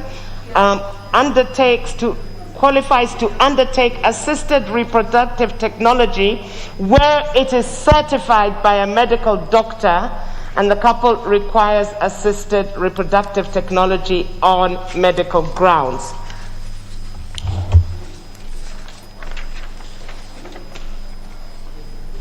There's going to be an issue with the justification, just the first one. My justification, Chair, is, as stated earlier, as stated by Honorable Chris Wamalwa, as we talk today in Kenya, we're not sure what an assisted reproductive technology assistant would be doing. However, we are aware that doctors have taken the Hippocratic Oath and will abide by their oath. At this point, when there is no clarity as to what these assistants are doing, it is my considered opinion that this must be certified by a medical doctor. Then with that, members, I propose a question which is that clause 22 be amended as proposed by the Honorable Jennifer Shamala. Honorable Member Subanoth. We are on 22, close, yes. Chair, I'm a bit uncomfortable by the proposed amendment by Honorable Shamala. because the gist of the amendment is that it precludes single persons from undertaking assisted reproduction. And when I listened to a lot of the members when they were speaking at the committee of the whole house, they had indicated that we need to give an opportunity to single people. I'll give an example of a single person. You are a woman who has been married, your husband dies, you don't want to remarry, but you'd like to have a child. Why would we deny such a person an opportunity to have a child? However, I know where Jennifer is coming from, and if you look at the provisions that have been brought by the committee, they are very clear, and the Constitution is very clear about the issues of consent to her. And it keeps using the word female and male. And that's why I know she's using the word couple. So that we are not excluding single people, but we are also not going the direction she's worried about. So perhaps if Jennifer can think through, so that we don't exclude the single people who, due to unfortunate circumstances, are not able to have children, who may want to have children. Thank you. Very well. Let me have Honorable Nyikal. Chair, I also say that that amendment, actually, when we went through 22, where Honorable Wamalwa was very clear, it didn't bring that single or not issue in. It was basically the person who is having this thing done on them. Is that being certified by a medical doctor? So that is what we passed. Now, if we bring this one, even if that person is certified by a medical doctor, that they require it, but if they are single, then they don't get it. I think that is a restriction that we don't need in law. So I oppose. You oppose. Honorable Wamalwa.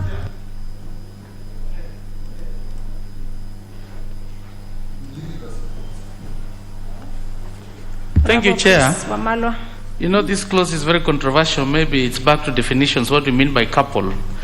But to me, in my own opinion, and I'm saying this because we've had a case study, particularly in South America, whereby some women, they don't want to get pregnant, but they go and hire poor women from poor families to carry children for them. And that's why Honorable Shamala's input, particularly certified by a medical doctor, that this person is true, that is unable maybe to conceive, because it has been abused in North America and South America. A rich woman comes, she doesn't want to get pregnant, she goes and hire a poor woman. So the issue of certification by a medical doctor to show... Honorable Chris Wamalwa, let's see here, there's a point of order by Honorable Milia Koth, member for Thank you, Chair. Chair, maybe just to help in guiding Honorable Wamalwa, if you look at the main bill, it talks about certified by a medical doctor. So it's a committee that was actually talking about technology experts. So the issue that Honorable Jennifer is raising is introducing couples instead of just a person. Because you can be a single person, as I gave the example of you are a widow, but you'd like to, your husband dies when you don't have a child, and you'd like to have a child without getting married or without getting to sleep around with other men. You just want a child without stress, and we have even given opportunity that your husband could have reserved. Honorable Mili, you are on a point of order. Yeah, so Chair, I'm just actually letting, maybe perhaps I should have said point of information. Yes, you should have said that. The information is that what is talking about actually my amendment does. So Jennifer's brings a further one, which is blocking single people. Then, I'm sorry, you should have said a point of information. And I think Honorable Wamalwa was really listening to you. Honorable Wamalwa, please make your contribution. Thank you, Millie, for that info. And maybe in this context, Madam Chair, we need them to define what is a couple in this context. Because if a woman can't conceive, and on that matter, you are getting a sponsor, let's say, of the sperm. And the previous amendment we said that that child has a right to know who the father is at 18 years. The donor, yes. So in that context, don't you think, in terms of definition of couple here, Honorable Shamala's concern, I thought now we need to define a couple as per this context, not in the natural setup. Because you can be a single mother, yes, or a widow. Okay. And you want to get a baby. My concern was for this not to be abused, where you have women who are fertile, they don't want to carry pregnancy, but they want to go take advantage of the poor children somewhere to pay them to carry for them the pregnancy. Okay, let me hear from the Honorable Chege Wajiro, the substantive chair. Honorable Member for Morango. Thank you, Chair. I think the amendment by Honorable Shamala is not necessary. One, I don't see why you should discriminate a woman because of her marital status. So when we say couple, we've already denied that single lady, as it had been explained by Honorable Millie, the chance to have a baby if she's willing to. And number two, the fears of Honorable Chris Wamalawa on the abuse. I think the doctors will have gone through and certified that that woman really needs to be assisted. So your fears are taken care already, and we should not pass laws to discriminate, especially women on their marital status. Please allow members with that input and the debate having arose on the same, and of course having been informed. Allow me put the question to this. Important, but we are taking, we've had, just a comment then, yes. Honorable, yes. Honorable Chair, for conception to happen, yes, whether in vitro or otherwise, there must be a donor and a recipient. So there must be two people. There is no way you can have a single person. So in this definition of a couple, it must be defined as the donor and the recipient. But when you talk about a single mother, then does it mean that they will receive the donation, yes, like what happened with the birth of Jesus Christ through the Holy Spirit? There must be a donor, yes, and this is the couple now we are talking about, the donor and the recipient, so that at least even the donor can say, yes, I have donated my own, let me not use that name, my own sperms, so that at least we know that the donor is in agreement. But otherwise, then there will be people who are selling, okay, and they will be, it will be like our cows, the bulls will just hold. Let's get an information. Can we point out information by Honorable Millie? And then Honorable Sam, do you want to be informed by Honorable Millie? Yes, Honorable Millie, yes. Honorable members, of course, this is only to make our work easier and to understand the proposals. Thank you, Chair. Chair, I just want to thank Honorable Sankok for agreeing to be informed. Chair, I just wanted to let him know that the concerns he's saying actually in the bill. It's there. It's already there in the bill. That you can have a situation, even when you are single like the one I'm giving you, it can be your husband who has already given that, but now you will be blocked if you actually get this. So it is already in the bill, what your concern is. It is not coming from earth, from heaven or earth. The issue that is raising about consent is in the bill. You must consent. You must consent. No, your sperms cannot be used without authorization. I want to put the question now. Thank you. Then, Honorable Sango, can you just finish your contribution on this? Yes. Then with that, all members, yes, we cannot just debate on this. We had our second lead on the same. I will put the question. Her information, yes, are actually well taken but misplaced, because at the end of the day, there must be that donor and there must be that recipient, and that most of them must have agreed. But when they say that the husband had donated and died, then I think even there must be that consent of that donor, that the husband had died and that had donated the eggs before. Yes, but no. Okay. I can see now everybody is concerned. Honorable Chairperson, you want to say something? Let me just give some guidance, Chair. Yes. Chair, in the bill, there is the issue of the couple, which means a male and female who are in an association that may be recognized as a marriage under any law in Kenya. Then there is a donor. And this is what I talked about, discrimination. And the donor means A person who voluntarily gives his or her gamete for the purpose of fertilization in an assisted reproductive technology process, and the person need not be the spouse of the person. Where are you reading so that they can also visit the bill? We go 436 in the definition. Okay. So it says donor means a person who voluntarily gives his or her gamete for the purpose of fertilization in an assisted reproductive technology process, and the person need not be the spouse of the person she or he is donating the gamete to. So when now you come and again say couple, and already we have appreciated in the bill we have donors also, so we need to differentiate the two. Thank you. Honorable Opio, and then I put the question. Speaker, I just hope that even though the donor need not be the spouse to the person who is receiving, I would hope that there's a database which is also be kept so that the progeny gets to know who is the father. Madam Speaker, thank you. Okay. Then I don't want Rahim.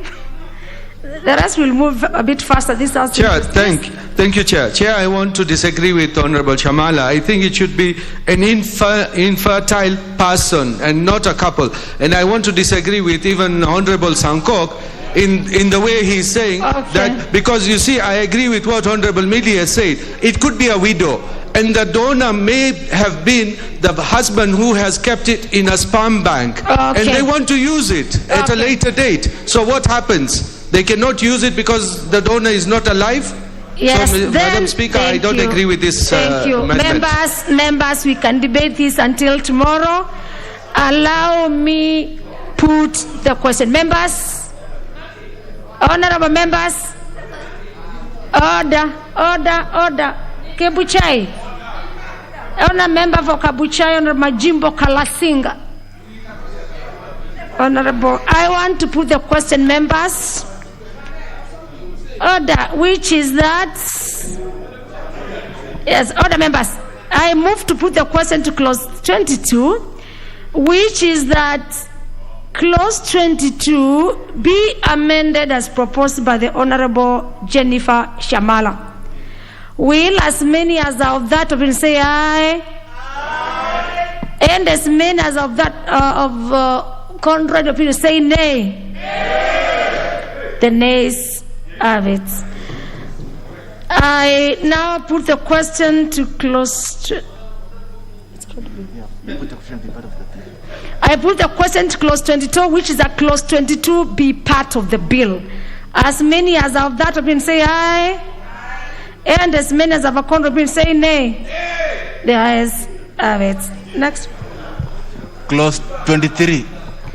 I propose the question, which is a clause 23, be part of the bill. We have a proposed amendment by the chairperson, and now we must move faster. No, the chairperson has come. Clause 23. No, the chairperson is here now. Thank you, Chair. I move that clause 23 of the bill is amended by renumbering clause 23 as 23(1). In subclause 1C by inserting the word and commercial purposes immediately after the word purposes, and C by inserting the following new subclause immediately after subclause 1. A person who contravenes the provision of this section commits an offence and shall upon conviction be liable to a fine not exceeding 5 million shillings or to imprisonment for a term not exceeding 5 years. If it's long, you can just say as it was the doing justification, Chair, is that this amendment seeks to deter procurement of assisted reproductive technology for commercial purposes, and further seeks to provide for penalty clause for undertaking assisted reproductive technology services for purposes not enumerated in that clause. I move, Chair. Very well. Then I propose the question, which is at clause 23 be amended as proposed by the chairperson. Chris, you want to make a comment on this? Members, now we have to move faster. Thank you, Madam Chair. Madam Chair, I want to support that. And in many other countries, people have been taking advantage of this for commercial purposes. And it's happening in Kenya. I'm told, particularly even some rich women. This is a story I was given by some university students. They go to the university, they look for the young boys, particularly those intelligent doing top courses like medicine. Absolutely. For purposes of, absolutely. And we are hoping this practice will not be allowed because it's going to drive away the value of family. And it's going to kill family values where marriages are likely to break because your wife can decide to do away with you because you can go somewhere and go for commercial purposes or even the looks. I've been seeing people even looking for the color. So we are just hoping the doctors will be very, very careful on this matter to certify so that the issue of commercialization, Madam Speaker, Madam Chair, it will wipe away the values, family values. And this is the opening of Pandora's box. It's already happening in the West. And you are seeing it coming to Kenya or to Africa, slowly by slowly. Let's not open a Pandora's box, but I accept, I agree, so that there must be that penalty. It's specifically on medical grounds, but not for commercial purposes. Odol Odhiambo, Honorable, nominated. Just a comment, Honorable Odol. I can see you. Chair, I want to thank you, but the comment I wanted to make was earlier, and I believe that at this point I don't have. I move to put the question on clause 23, which is that clause 23 be amended as proposed by the chairperson. Members will, as many as of that opinion, say aye, and as many as of a contrary opinion, say nay. The ayes have it. I put the question, which is the clause 23, as amended, be part of the bill. As many as of that opinion, say aye, and as many as of a contrary opinion, say nay. The ayes have it. Clause 24. I propose the question with the clause 24 be part of the bill. Chairperson, move the amendment. Thank you, Chair. I beg to move that the clause 24 of the bill be amended as proposed in the order paper. The same, Chair, is just to make sure that we will not commercialize reproductive technology services, and I move. With that, I propose the question which that clause 24 be amended as proposed by the chairperson. I put the question with the clause 24 be amended as proposed by the chairperson. Members, as many as of that opinion say aye, and as many as of a contrary opinion say nay. The ayes have it. I put the question which is the clause 24 as amended be part of the bill. As many as of that opinion say aye, and as many as of a contrary opinion say nay. The ayes have it. Clause 25. I propose the question which is that clause 25 be part of the bill. Proposed amendment by the chairperson. Thank you, Chair. I beg to move that the clause 25 of the bill is amended as proposed in the order paper. On this amendment, Chair, this will clarify the only acceptable instances when an expert can harvest gametes from a minor. This is with consent of the parent or legal guardian of the minor. The amendment also seeks to provide for a penalty for contravention or provision of the section in order to deter non-compliance. I move, Chair. I propose the question that clause 25 be amended as proposed by the chairperson.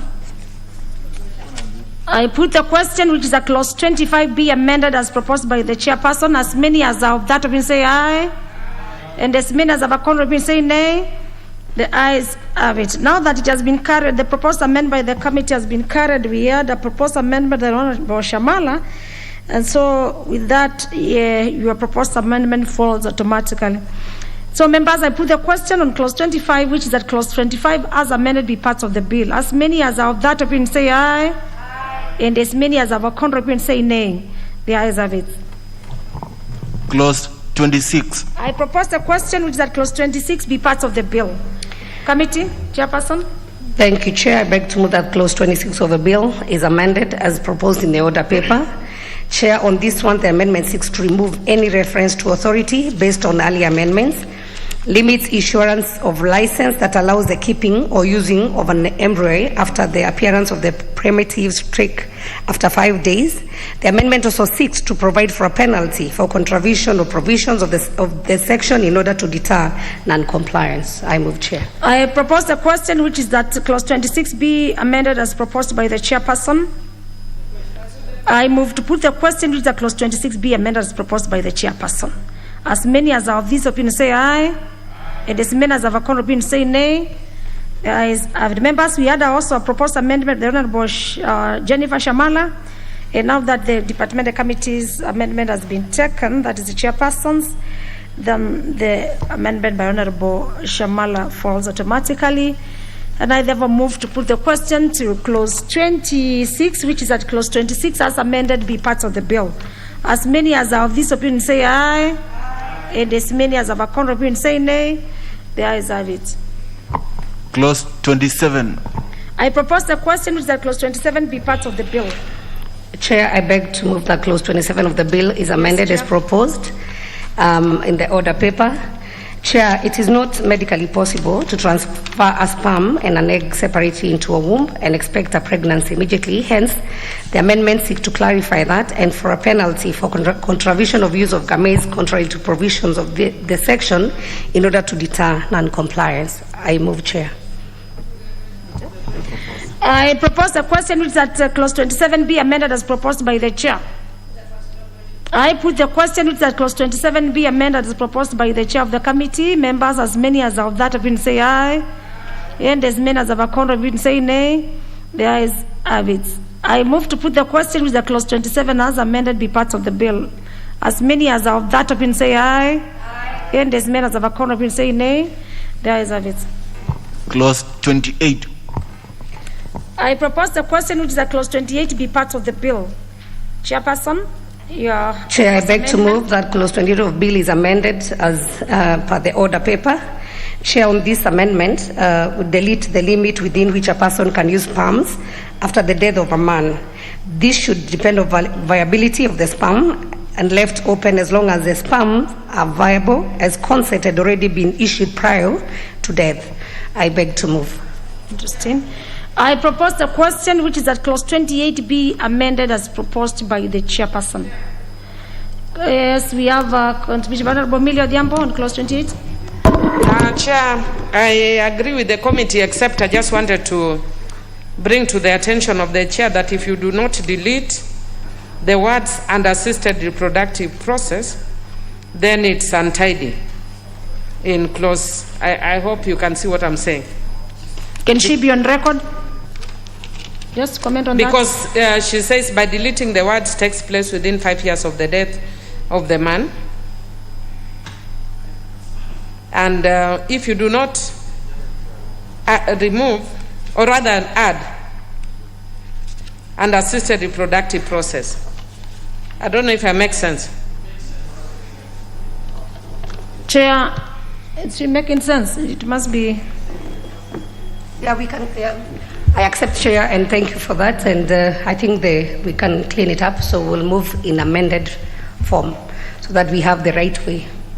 The assisted reproductive process. So this one now you move, you admit that it's on record that it will be cleaned up. That you delete and assisted reproductive process. Honorable Chair, we don't want to put words in your mouth. Honorable Chairperson. Let her consult and then yes. Can I be clearer?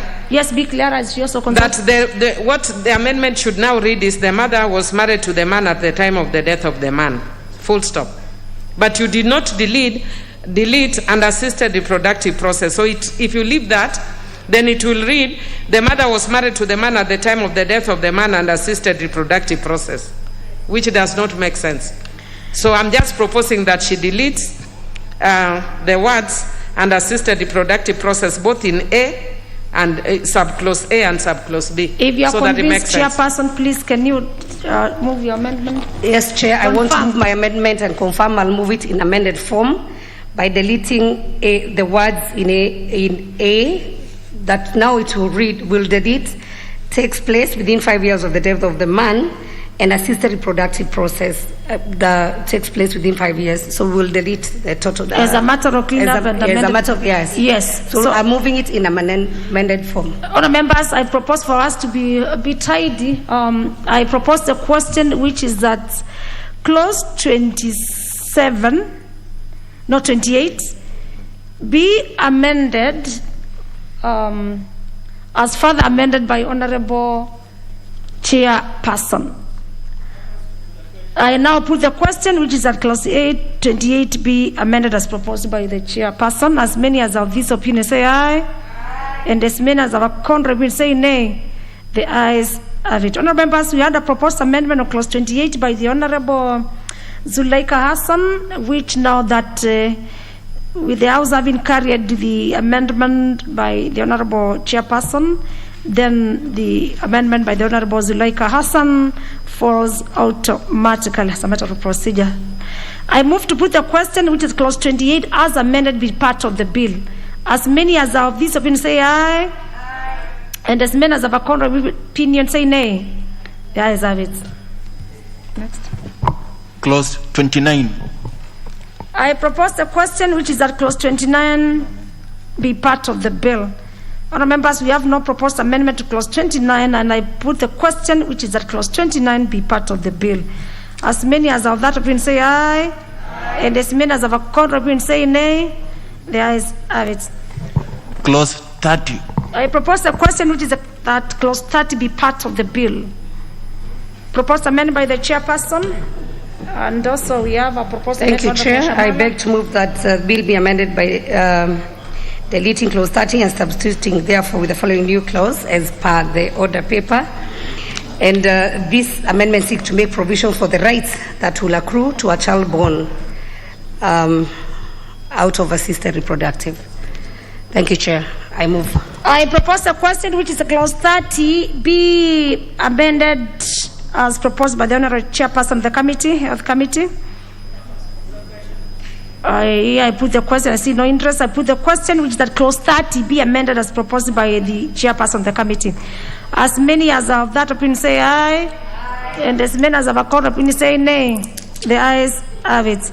With the carrying of proposed amendment by the Chairperson of the Committee, again, now that we had a proposed amendment by the Honourable Jennifer Shamala, then if your proposed amendment, Shamala, Honourable, falls automatically.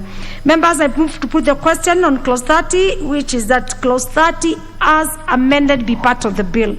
Will as many as of this opinion say aye? Aye. And as many as of a contrary opinion say nay? The ayes have it. Clause 31. I propose the question, which is that clause 31 be part of the bill. Chairperson? Thank you, Chair. I beg to move that clause 31 of the bill is amended as per the order paper. Chair, this amendment seeks to clarify who shall qualify to be a surrogate mother, and also clarifies that the surrogate mother shall relinquish all parental rights at the birth of the child. I move, Chair. With that, honourable members, I propose the question on clause 31, which is that clause 31 be amended as proposed by the chairperson of the committee. Honourable Millie. Chair, I support. One of the this is one of the areas that has been very problematic, and there are many cases that have gone to court, and the court requested the House to come up with a law so that we don't have people going to court to make decisions for us when we have the power to legislate. So I support. You support Honourable Chris Omalwa? That's a comment. Is there move to put the question? Thank you, Chair. Chair, I support, and we've had this experience whereby you find somebody, a surrogate mother, has agreed everything, but I've seen the time the baby is out, doesn't want to relinquish, or goes back again to renegotiate to be added more money, and it's contrary to whatever they had agreed earlier. So this will help, because these issues have been going on. I don't want to name some people who've had such issues. Okay. But it's true. I think it's going to clean it so that we have a clear process. I thank you. I support. Very well. With that, on members, I put the question to clause 31, which is that clause 31 be amended as proposed by the chairperson of the committee. Remember, as many as of this opinion say aye, and as many as of our contrary opinion say nay. The ayes have it. Honourable members, we had a proposed amendment by Honourable Zuleika Hassan, which was a deletion. We also had a proposed amendment by the Honourable Jennifer Shamala on the same clause 31. And now with the chairperson's amendment having been carried as a matter of procedure, the amendment by Honourable Zuleika Hassan and Honourable Jennifer Shamala falls again automatically. And with that, I move to put the question on clause 31, which is that clause 31 as amended be part of the bill. As many as of this opinion say aye, and as many as of a contrary opinion say nay. The ayes have it. Clause 32. I propose the question, which is that clause 32 be part of the bill. Proposed amendment, please move, Honourable Chairperson. Thank you, Chair. I beg to move that the clause 32 of the bill is amended as per the order paper. This Chair amendment seeks to enhance to the provision of surrogacy agreements and issues that should be addressed in such an agreement. I move, Chair. With that, important members, I propose a question which is that clause 32 be amended as proposed by the chairperson of the Health Committee. I see no interest to speak to this, and I put the question which is that clause 32 be amended as proposed by the chairperson of the committee. Will as many as of this opinion say aye? And as many as of a contrary opinion say nay? Members, the ayes have it. Again, on clause 32, we had a proposed amendment by Honorable Zuleika Hassan and proposed amendment by Honorable Jennifer Shamala. And with the committee's proposed amendment having been carried, then the amendment by the Honorable Zuleika Hassan and Honorable Jennifer Shamala falls. I move to put the question on clause 32, which is that clause 32, as amended, be part of the bill. As many as are of that opinion say aye, and as many as have a contrary opinion say nay. The ayes have it. Clause 33. I propose the question which is that clause 33 be part of the bill. Chairperson. Thank you, Chair. I beg to move that clause 33 of the bill is amended as per the order paper. Chair, this is a consequential amendment due to deletion of the authority and establishment of directorate. I move, Chair. I propose the question which is that clause 33 be amended as proposed by the chairperson of the committee. I move to put the question which is that clause 33 be amended as proposed by the chairperson of the committee. As many as are of that opinion say aye, and as many as have a contrary opinion say nay. The ayes have it. I move to put the question on clause 33, which is that clause 33 as amended be part of the bill. Members, as many as are of that opinion say aye, and as many as have a contrary opinion say nay. The ayes have it. Clause 34. I propose the question which is that clause 34 be part of the bill. Chairperson. Thank you, Chair. I beg to move that clause 34 is amended as per the order paper. Again, this is a consequential amendment due to the deletion of the authority and establishment of directorate. I move, Chair. With that, I propose the question on clause 34, which is that clause 34 be amended as proposed by the Honorable Chairperson of the committee. Honorable, before I put the question, it's good to listen. Honorable Chris Amano. Thank you. I was listening carefully when the chair was moving clause 34, and you mentioned clearly that it's a consequential amendment from authority, but there was this issue of 21 and 18. How I had wished that you mentioned something. The 18 may by notice, then 21, because it's not consequential as such. That is clause 34. Yeah, she should have mentioned that. She did not. Chair, just on record so that at least we can. Please. Honorable Chairperson, so that we move faster. Oh, yeah. Yes, Chair, that was just part of the amendment, but we also have the amendment of the age from 18 to 21. And this, Chair, we really needed to make sure that the person making the decision is of mature age and can make the right decision. I move, Chair. With this, Honorable Daul. Chair, I oppose it because when a person can make a decision in the voting, when he is voting and everything, and he's an adult at the age of 18, so I don't think it should be changed, Chair. So you oppose, you don't support? No. Let me have Nikal, same member. No, he's out, it's consulting. Honorable Ole Sankok. A comment on 34 before I put the question? Yes, Chair, and when it comes to the ability to make the decision, I do oppose, Honorable Chair, because at 18, I think we need somebody who is more mature, not only from 18, but we can even put the age bracket to be around 35, so that at least, Honorable Chair, most of the 18 guys are yet not employed, and they may just make that as a money minting exercise, and that they want to make is a form of employment. Yet we really need somebody, and actually we should even say around 35 years and financially stable. With that, Honorable Diwa. It's a house of debate. Thank That's you. how we make laws. Thank you. That's interesting, Chair. It's but, interesting, yes. This is a very serious issue. It's not really like voting. It's an issue of life, and also maturity is required. But globally, what we are suggesting at 21 years has been used, but not 18. So we are just following the global trend as well. So do you support or you don't support? I support. You support. Members, I put a question to clause 34, which is that clause 34 be amended as proposed by the chairperson. As many as have that opinion say aye, and as many as have a contrary opinion say nay. The ayes have it. I put the question. Yes, Honorable Amelia Diambo, before I put the global question. Yeah, thank you, Chair. Just an issue of concern that based on that amendment, the committee needed to actually drop the use of the word minor, because when you use 21, it's the word minor no longer applies. And if you look at 35(1), it's on the bill. It says unless the information is necessary for a medical procedure relating to the minor. So it should be to the person. It's no longer minor. Again, that applies in relation to 35(2). When we get to 35, we'll deal with it at that point, but it's good for noting. Are we in that? We are in 34. Oh, sorry. Is the minor in 34?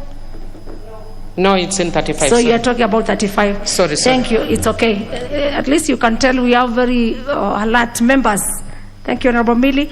I move to put the question to 34, which is that clause 34 as amended be part of the bill. Members, as many as are that opinion say aye, and as many as have a contrary opinion say nay.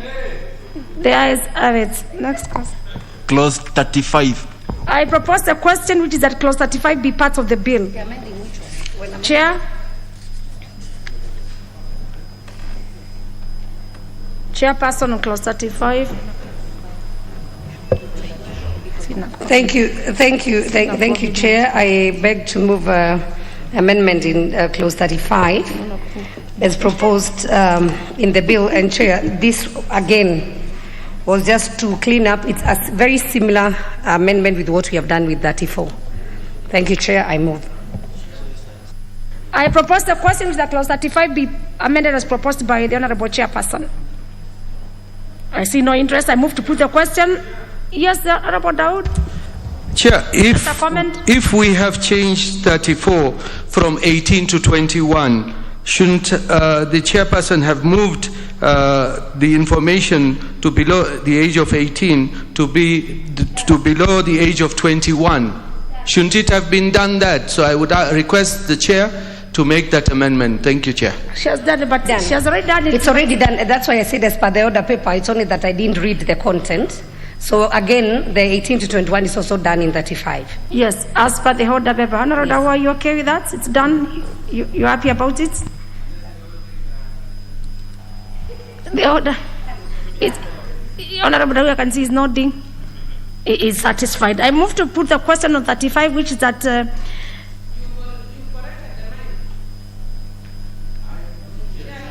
Honorable Chairperson, before I put the question.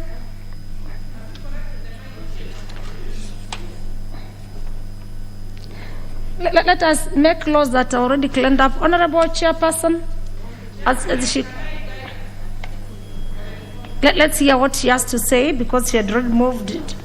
I don't see whether we should now amend what Honorable Millie was saying, because on 2, where the minor is mentioned, is that this law allows a legal person to seek information on behalf of the minor. So this would not be affected by what we have amended before. Then let me hear Honorable Amelia Diambo.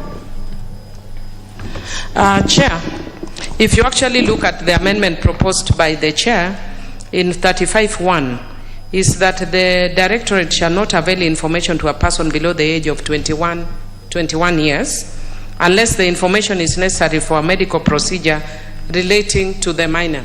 That's not a minor. 21 is not a minor. Then secondly, where a minor seeks such information, because we've already said it's not a minor who will seek information, it's a person who is 21 who will be seeking information. Then such information, the minor may through a legal guardian give notice. Already we have said a minor is not seeking information. So where are we referring to the minor seeking information again? So that's why I was saying maybe we use the word person instead of minor. As she consults, let me have the member for... You want to clarify? Okay.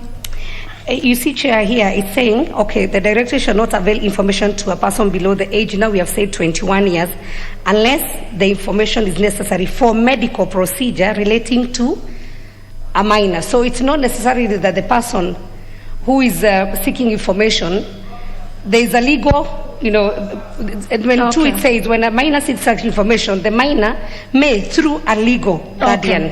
Very well.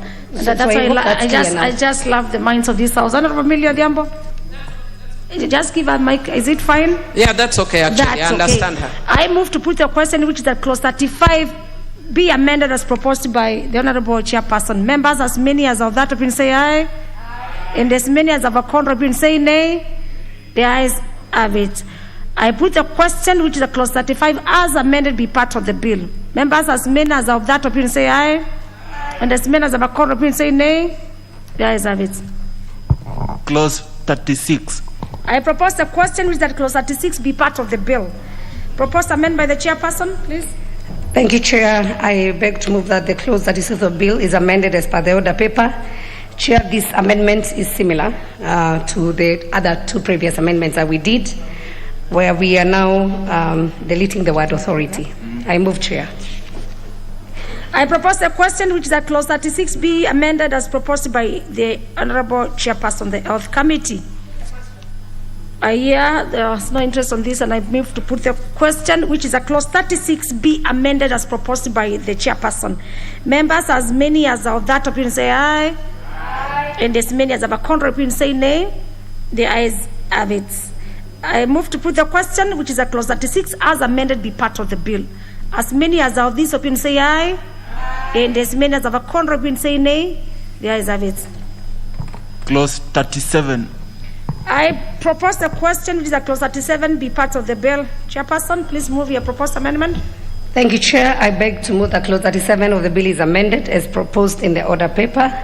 This, Chair, again, we are deleting the authority to directorate, and number 2, we are also doing the insertion of clause to provide for penalty for contravention of the provision. I move, Chair. You move. I propose the question which is that clause 37 be amended as proposed by the Chairperson.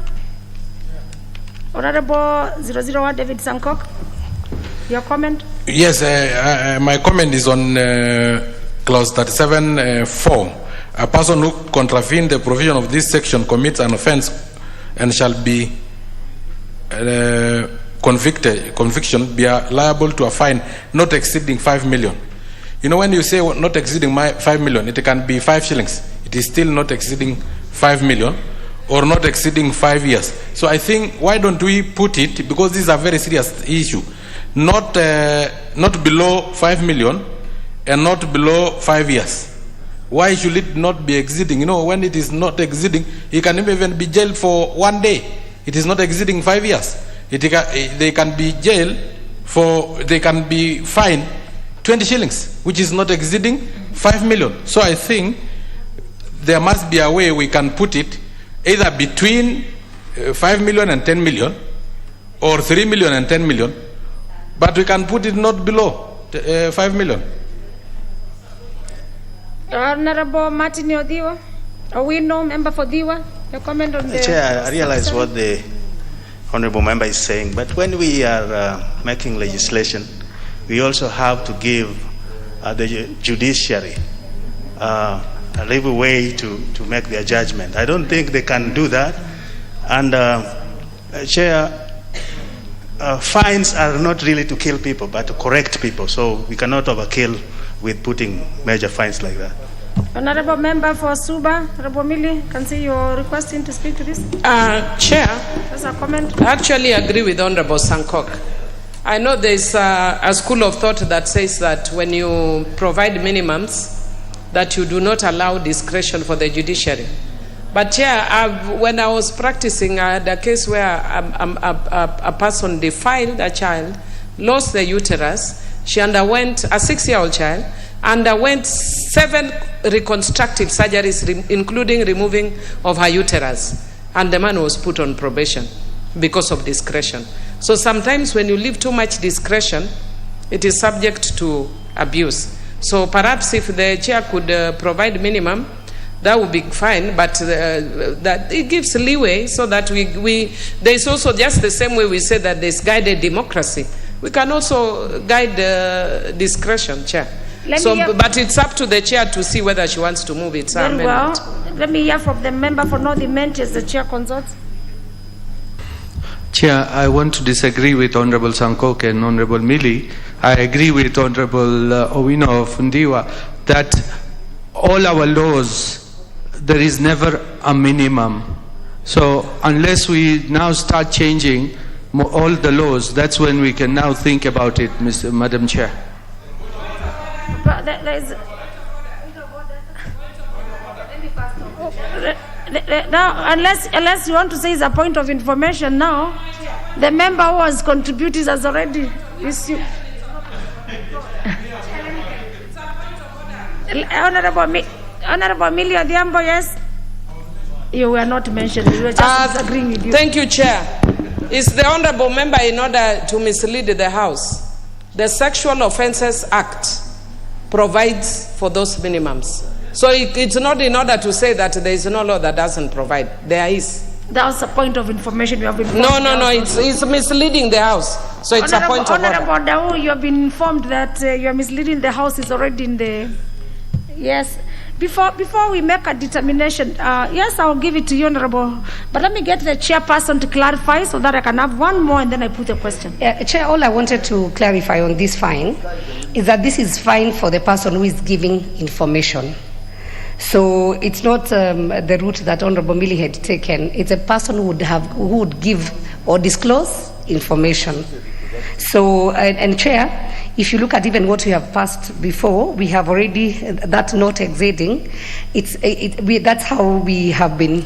We have followed before, not exceeding. And number two, Chair, as somebody said, we will also expect that we are also very sober judges who will not just somebody will give information, then you give him a fine of 5 shillings. That's really unreasonable. And we're just hoping that we can also trust our judiciary, Chair. And I move. Honorable Member for Kwanza. I think I need to agree with Sankok. Because if you don't do that, people take advantage. And I think it's only fair that we have a minimum and a maximum. You can't say, because at discretion of somebody, he may, just as I said, right to say, give 1,000 shillings. So I think this House makes law, this House supervises, and therefore we can't run away from it and leave at the discretion of somebody else. It is actually this House that makes law in this country. And therefore, you must have a minimum, and minimum, I think, let just come up with something, minimum and then maximum. The chair, don't leave it at the discretion of somebody else. Yeah? So, okay, thank you, Honorable. This, because of corruption, Madam Speaker, Madam Chair, this country is getting out of this. And the moment you say the maximum, not maximum, they can do anything. Okay. You see, the law is open. Your comment is made. It's a house of... Yes, Honorable Sankok. So before I put the question... We can trust the judiciary on the minimum, not exceeding. Because why don't we say a minimum of 1 million? Now they can go with discretion up to 20 million, 30 million, whatever they go. Because at the end of the day, our 5 million today may be peanuts in coming years. Because in 1991, 10 shillings was a lot of money. But now it is, so if you go to the minimum, now they can go to the higher side, whichever way, and also taking into consideration the living standard, they can go wherever they want to go. But let us give the minimum that according to us, this issue is life and death. It is about surrogacy. And now, because it is about life, we give a minimum that we think is the basis, and then they can go, depending on what they have committed, the crime they have committed, they can now say, because it is a minimum of 1 million, now they can go to 20 million, 30 million, depending on the crime committed. Okay. Let me give the chair. If the chair is convinced that you can move either in an amended form, if you're not convinced, Chair, I'll move to put the question on the Chair, clause 37. on 37, we are focusing on anybody who disclose information. That is one thing I want to inform members. Number two, I think for the drafters, and maybe we have a few lawyers here, mainly the common way of drafting is saying not exceeding. So commonly we don't set the minimum. You know, a minimum, maximum. Mainly it's not exceeding this amount. And so we are saying if you disclose information, you will be fined, a fine not exceeding 5 million. So I think for the purposes of neatness, Chair, I will beg the House to support, and so that we can move on. Then with that, members, from where I sit as a chair, I'll put the question. It's for the House to take a vote on clause 37. Members, I put the question, which is a clause 37 be amended as proposed by the Honorable Chairperson of the Health Committee. As many as are that opinion say aye. Aye. And as many as have a contrary opinion say nay. Nay. The ayes have it. And I now to put the question of clause 37, which is that clause 37, as amended, be part of the bill. As many as have that opinion say aye. Aye. And as many as have a contrary opinion say nay. Nay. The ayes have it. Of course, with a very loud nay by the Honorable Sanko. Clause 38. I propose the question that clause 38 be part of the bill. Proposed amendment by the chairperson, and again we also have a proposal. Thank you, Chair.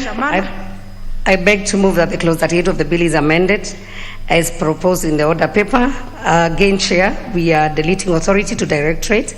And number two, we also seek to ensure that there is consultation with medical practitioners and dentist council in issuance of licenses, as this is a key regulating body in the medical sector. I move, Chair. You move. I propose the question, members, which is that clause 38 be amended as proposed by the Honorable Chairperson of the Health Committee.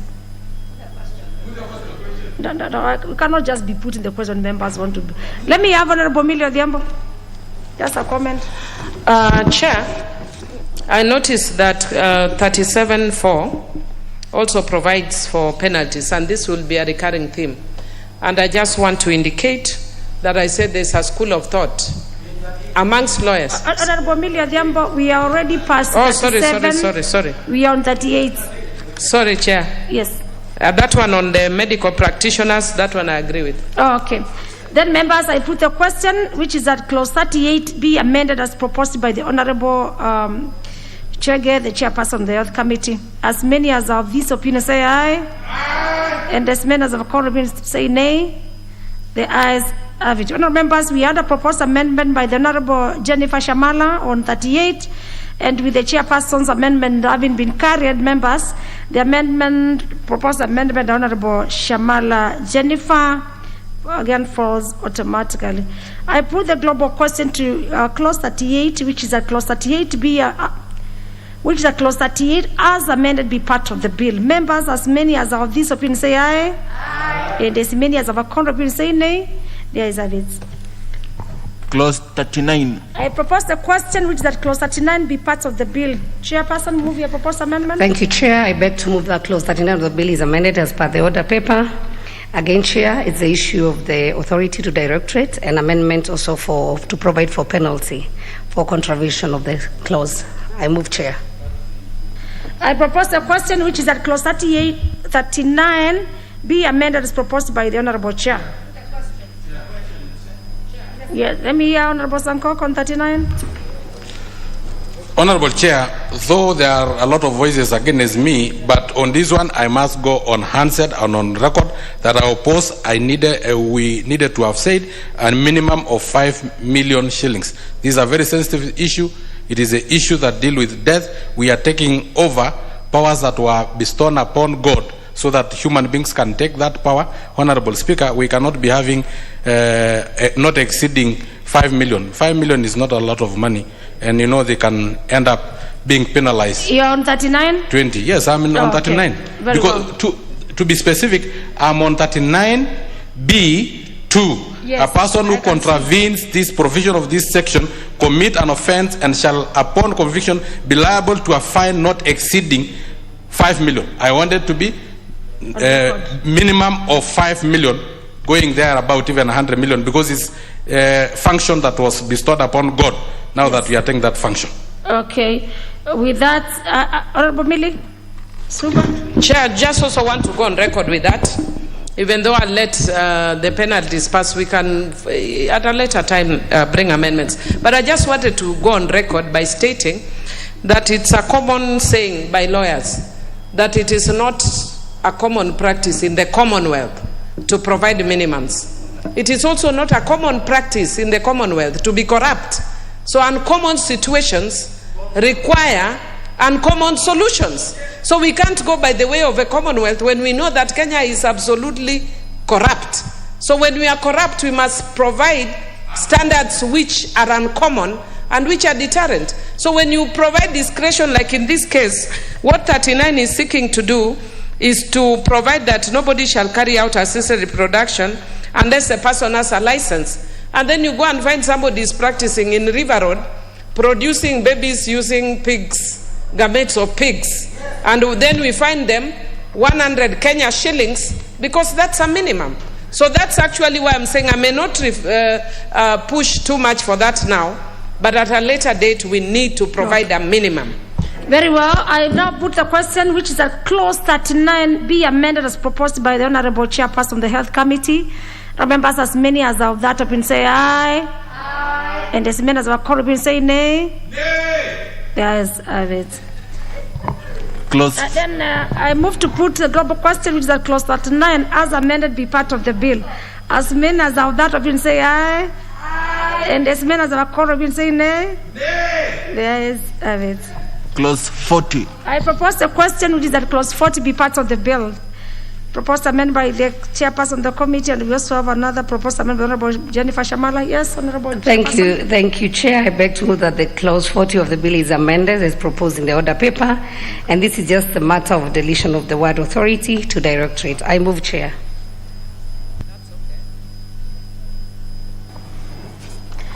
I propose the question, which is a clause 40, be amended as proposed by the chairperson.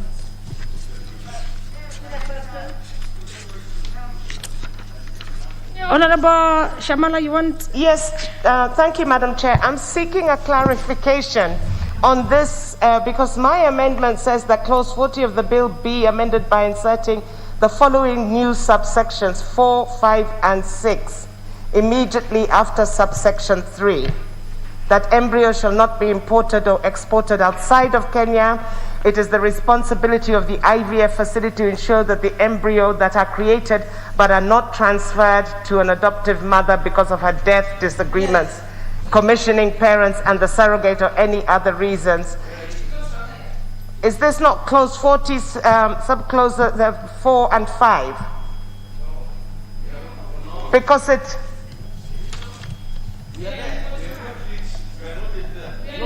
But I thought I heard the chair moving an amendment to clause 40.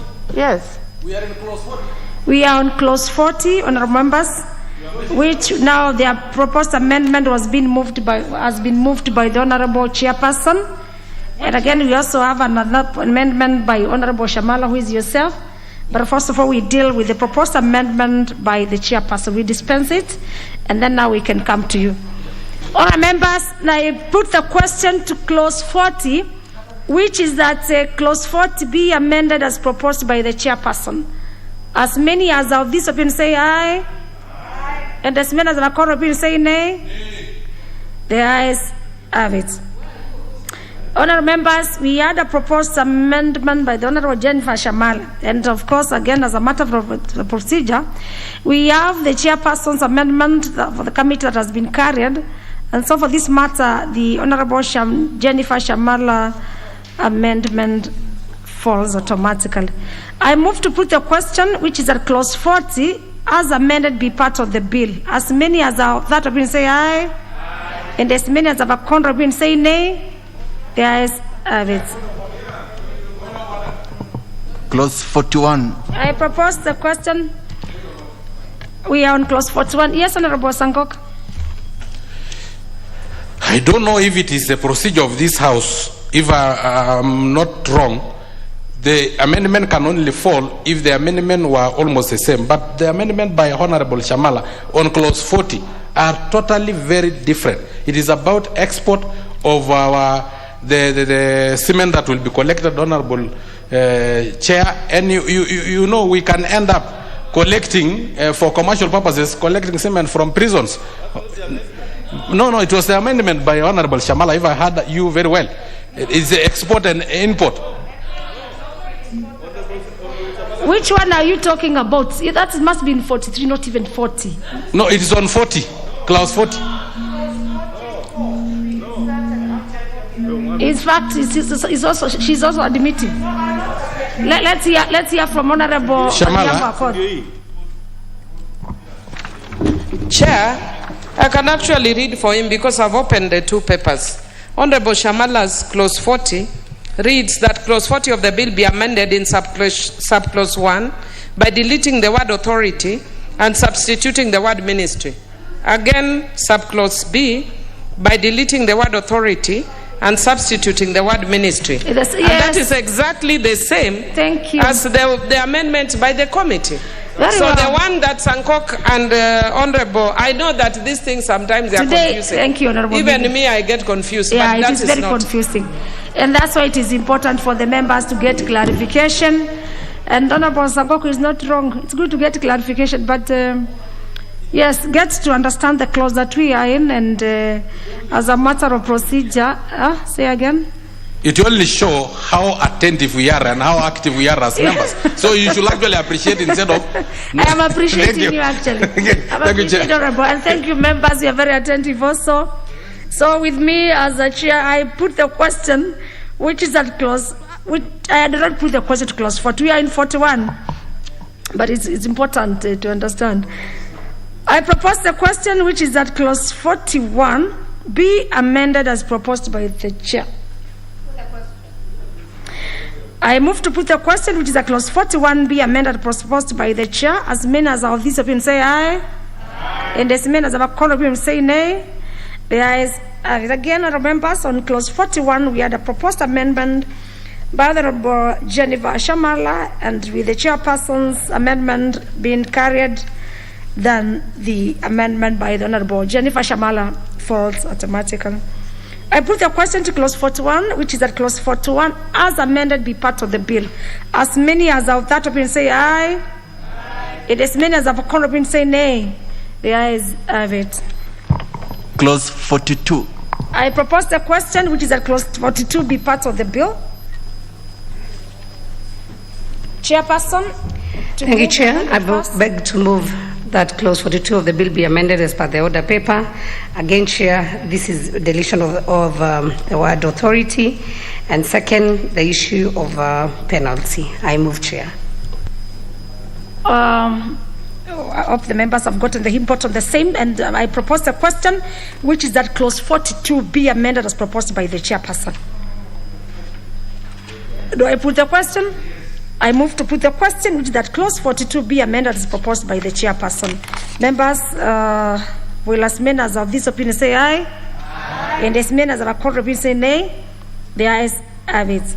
We had a proposed amendment again by Honorable Jennifer Shamala on clause 42, and the same way, now that the committee has been taken or carried, it falls automatic.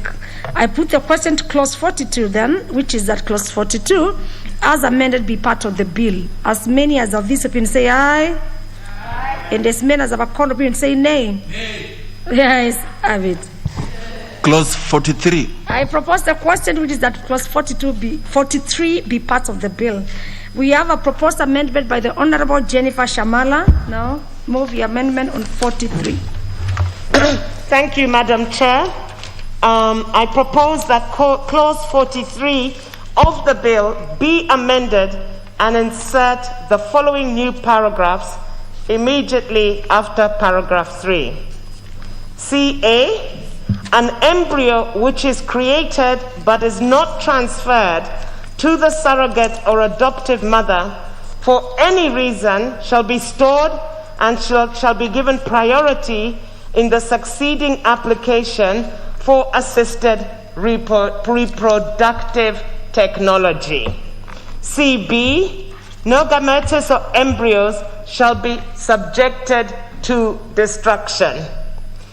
In paragraph B, by deleting the word authority, and of course in accordance with what has to all the other amendments with regards to the word authority and ministry. Your input on this? What is your input of the amendment proposed? My input of the amendment is, as when we will go to definitions, is understanding and appreciating, as I stated earlier, that an embryo is a live, living organism that stems and emanates from the body of a human being. And indeed, as we state, that life begins at conception. And this conception, again, is determined within our Constitution and within the rights of an unborn child. We cannot dictate as to when the embryo becomes a living. It is alive. Is it alive at 1 second, at 2 seconds, or at that infinite immediate time? Okay. With that import of the proposed amendment on 43 members, I move to propose a question, which is that clause. Honorable, let me propose the question first, and then I can give the floor. I propose the question, which is that clause 43 be amended as proposed by Honorable Jennifer Shamala. Now it's open. Yes, I start. Let me start with the chair first. Actually, mine is on the authority, because her proposal was to replace the word authority with ministry, so that then she moves it as directorate. That's just for neatness. Instead of ministry, the authority, you replace the word ministry with directorate. Yeah. Then she must be on record, because it's already, she had already said that she did not say as per the order paper. So please, can you just, for clarity, just move it in B, so that I move it. Though I had already proposed. Yes, Honorable Shamala, you have the mic. I'm sorry, Madam Chair. I was consulting with Honorable Sankok on something I didn't quite. I propose to move that the word authority be replaced by the word directorate. You propose? Ministry or director? Yes. Then now that directorate. With the word directorate. With the directorate, it is further amended. I propose a question, which is that clause 43 be further amended as proposed by the Honorable Shamala, which is of course substitution of the ministry with the directorate, as of course not indicated in the order paper, so that at least we can have some uniformity. So with that, Honorable, yes, we will all speak to this. Honorable Sankoko 001. Honorable Chair, I oppose what Honorable Shamala, not in entirety what she have said, but the specific point where she said that the employee cannot be destroyed at any time. Honorable Chair, supposing we realize that during the formation of this employee, we may have gotten a donor who is a serial killer or who is a criminal, Honorable Speaker and Chair, or again, if we realize, no, let us just be factual, because let us be factual, because these things do happen, and we find that whatever we have created the employee, there is a lot of deformities, that congenital deformities that may no, it's not about abortion. This one is still in the test tube. We have not yet implanted into the womb. Honorable Chair, so for me, I employ upon members so that we can oppose this one, that we can destroy depending on professional medical advice. And she have said we must preserve it. For how long? Is it for 100 years? For eternity? For waiting for another chance? So, Honorable Chair, I really do oppose this one. You oppose. Honorable Majimbo Kalasinga, the member for Kabuchai constituency. Thank you, Madam Chair. I think, Madam Chair, I will agree with Madam that Shamala that we have when does life begin? Life begin when we put the two, when they come it together. Come, Madam Chair, if we know that life has begun already, we are committing as a Christian, we are committing a sin by that destruction self. I do not agree with the Honorable Sangok in that we are saying of a serial killer. Madam Chair, we don't destroy offsprings because of their fathers or mothers. We do this because, Madam Speaker, we preserve a life. That is when we need more research before we bring the come together. Meiosis and mitosis, Madam Chair, come in here in space only if you have already researched. And Madam Speaker, Madam Chair, if we do that, if we allow that, then we shall have more destruction of life because we know where life begins. That's why I support the amendment of Madam Shamala, and I strongly oppose. If we go like this, how do you judge the character of a person and then level it on an offspring? Thank you, Madam Chair. Okay, it's a house of debate, Honorable Kabuchai. You may not wish to really be in agreement with Honorable Sankok, but now when you say you support, what you are supporting is the amendment. Are you in support of the amendment or not? Not Honorable Sankok. All right, Madam Chair, I'm in support of the amendment. Oh, okay. Let me hear from the Dr. Nyikal. Honorable Dr. Nyikal. Chair, this is a very important amendment that is being proposed, and I would propose that we also don't take it together, CA and CB, because they have distinct differences. With CA, the issue is there must also be consent on when the next person, because the next person who may be requesting may not want that particular embryo. Yes. So that consent is also important. But we can leave that to regulations, in which case I can support that.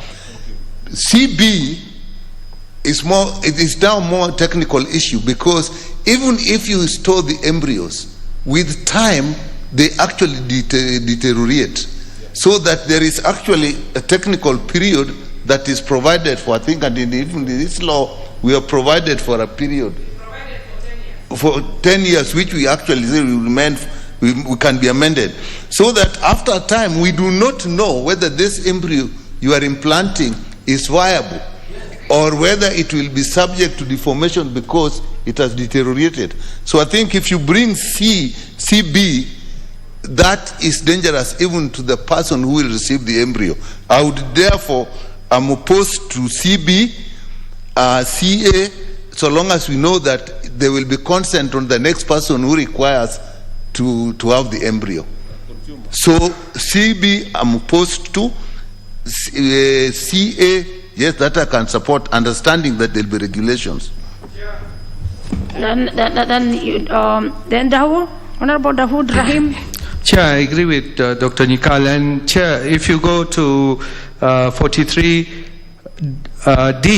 it says no gametes or embryos shall be kept in storage for longer than the statutory storage period. But, CB is in complete contrast to what D is there. So it should be completely removed from the amendment of Honorable Shamala, because it will be in conflict with D.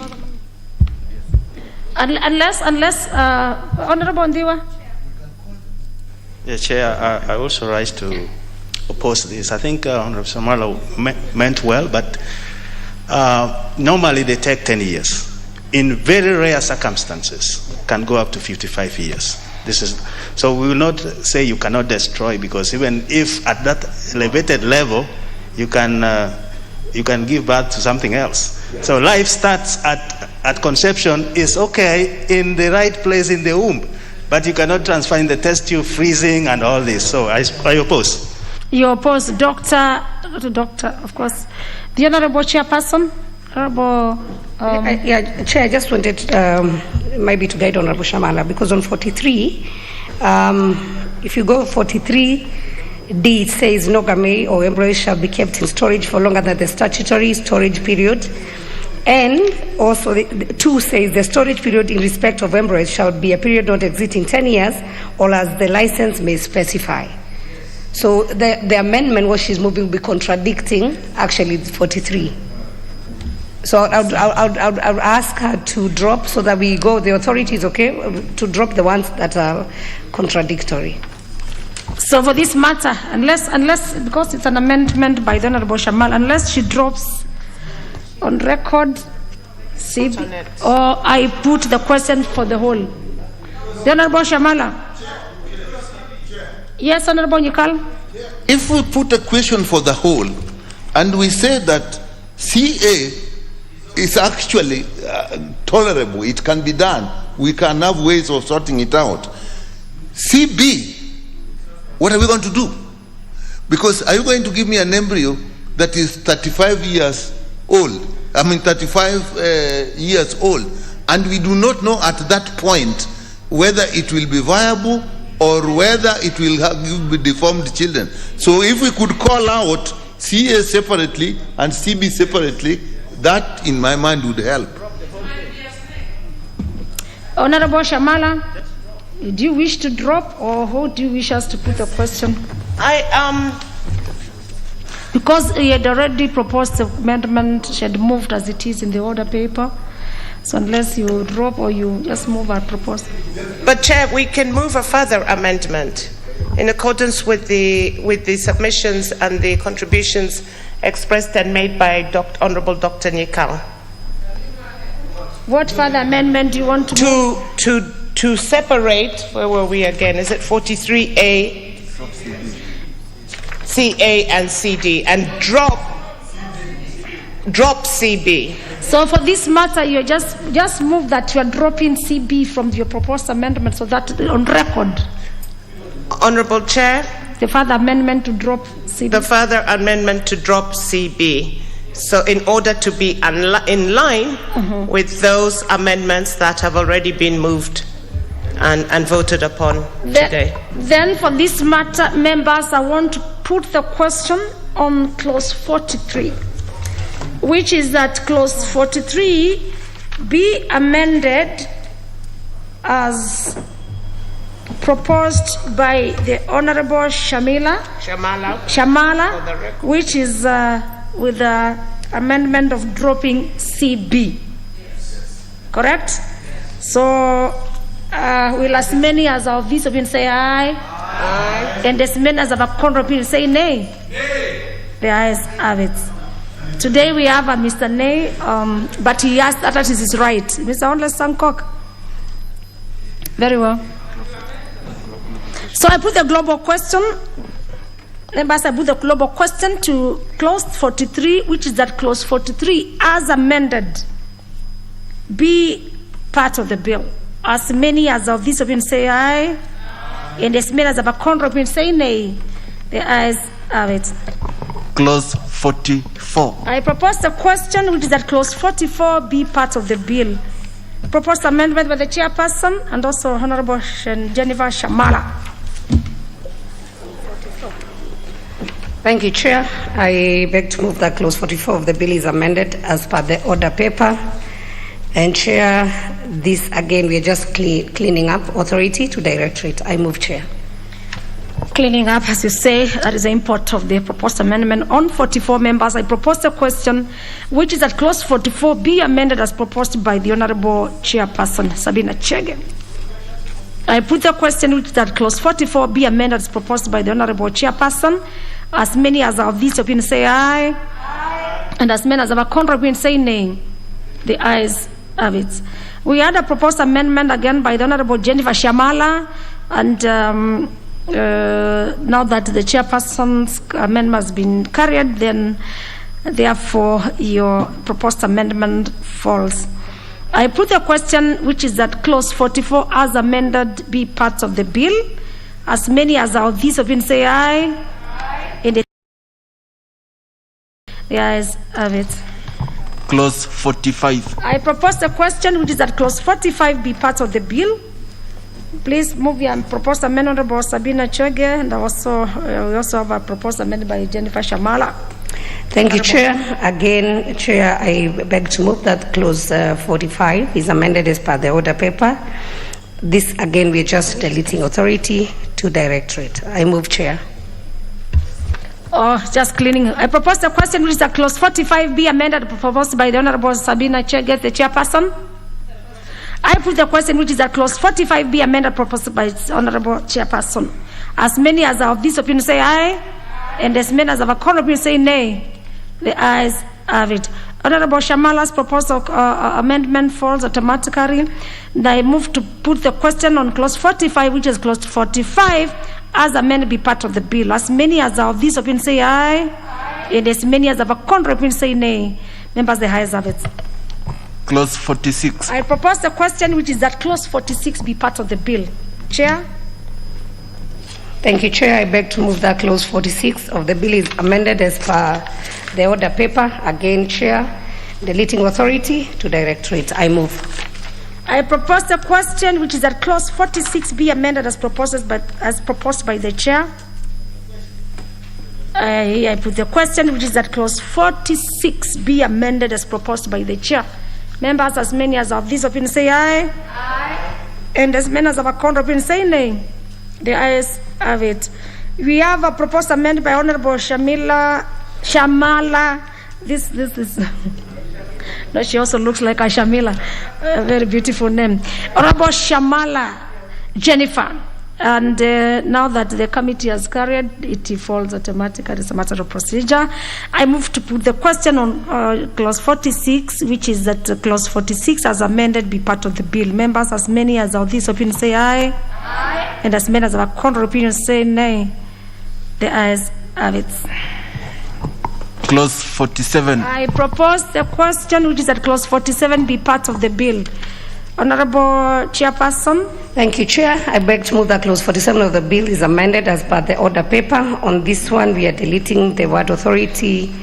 Number 2, we are further providing for appeal mechanism where the directorate refuses to issue a license. I move, Chair. Is a deletion or is an amendment? Is an order? Please be on record. It's a deletion and insertion, so it's an amendment. So I propose the question, which is that clause 47 be amended as proposed by the chairperson. I move to put the question, which is that clause 47 be amended as proposed by the chairperson. As many as of this opinion say aye, and as many as of a contrary opinion say nay. The ayes have it. Before I put the global question, we had a proposed amendment on clause 47 by Honorable Jennifer Shamala, and which was a proposed deletion, and now it's falling simply because the chairperson's or committee amendment has carried, I think. And so I put the question to clause 47, which is that clause 47 as amended be part of the bill. As many as of that opinion say aye, and as many as of a contrary opinion say nay. The ayes have it. Clause 48. I propose the question, which is that clause 48 be part of the bill. Thank you, Chair. Chairperson. I beg to move that clause 48 of the bill is amended as per the order paper. Again, Chair, we are deleting the word authority and replacing with the word directorate. I move. I propose the question, which is that clause 48 be amended as proposed by the Chair. I put the question, which is that clause 48 be amended as proposed by the Chair. As many as are of that opinion say aye, and as many as have a contrary opinion say nay.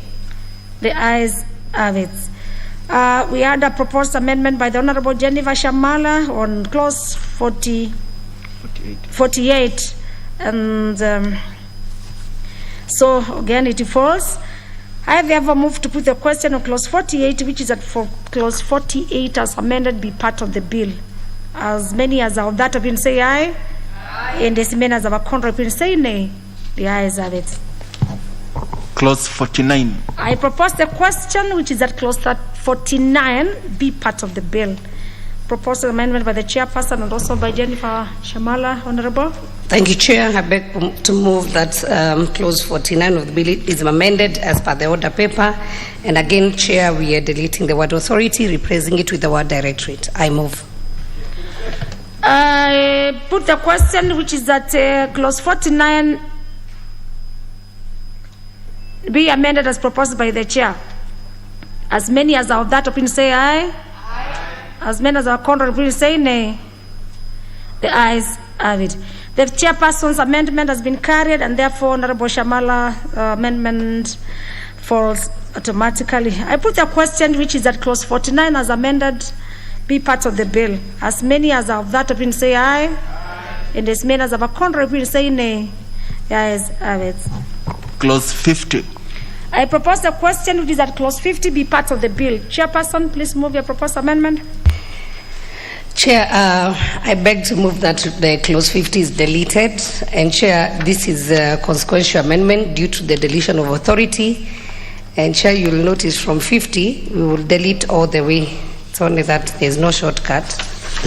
With that, I propose, yes, I propose the question which is that, yes, it is true, there's no shortcut. It's a matter of procedure. Yeah. I propose the question which is that clause 50 be deleted. I put the question which is that clause 50 be deleted. As many as are of that opinion say aye. And as many as have a contrary opinion say nay. The ayes have it. Honorable Jennifer Shamala proposal which has the same effect falls. Next clause. Clause 51. I propose the question which is that clause 51 be part of the bill. Proposed amendment. It's a deletion. Chair, I propose the clause 51. The clause 51 of the bill is deleted. Again, same reason. We have no authority. And I move. I propose the question which is that clause 51 be deleted as proposed by the chair. I put the question which is that clause 51 be deleted as proposed by the chair. As many as are of this opinion say aye. And as many as are contrary opinion say nay. The ayes have it. The chairperson amendment, Honorable Shamala's amendment, have the same effect. Next clause. Clause 52.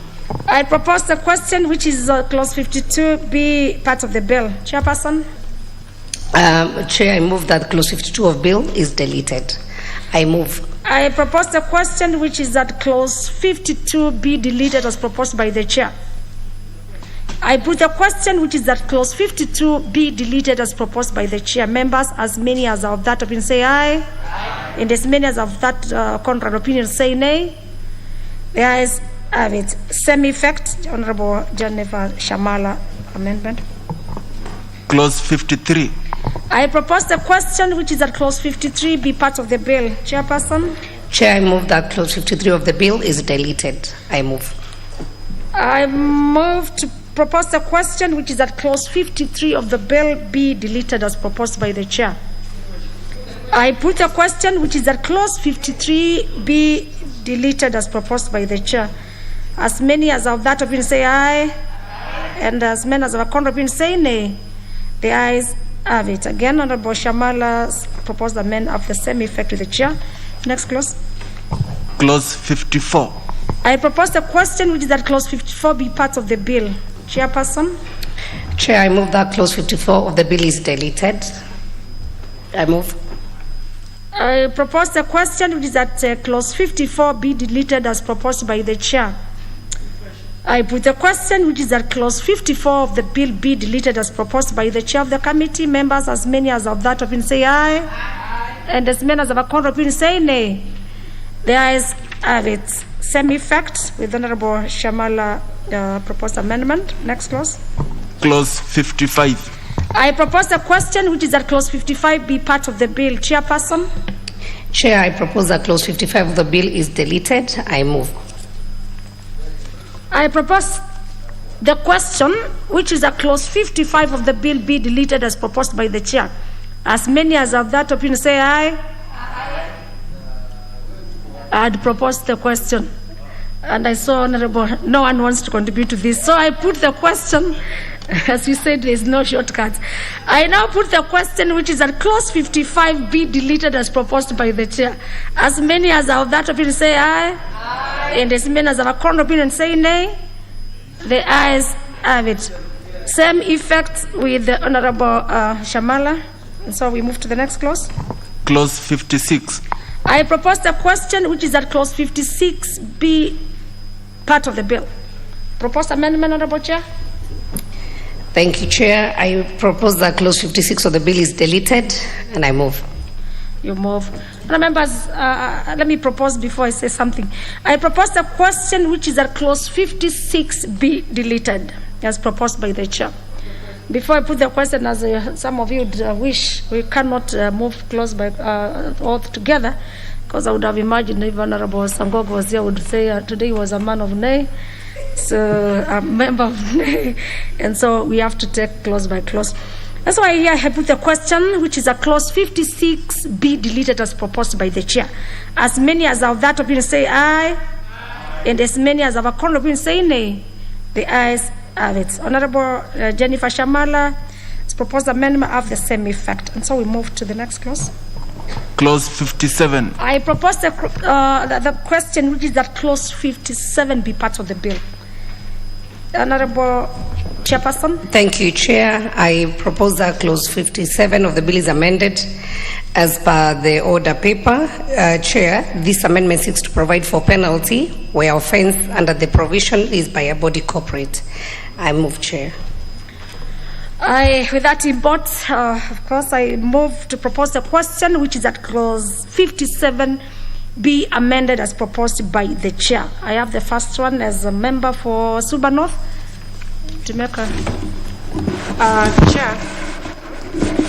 thank you for the opportunity. Chair, I do not have a problem with providing for a corporate body and for fining them, which is a good thing. My only concern is in relation to subclause 2,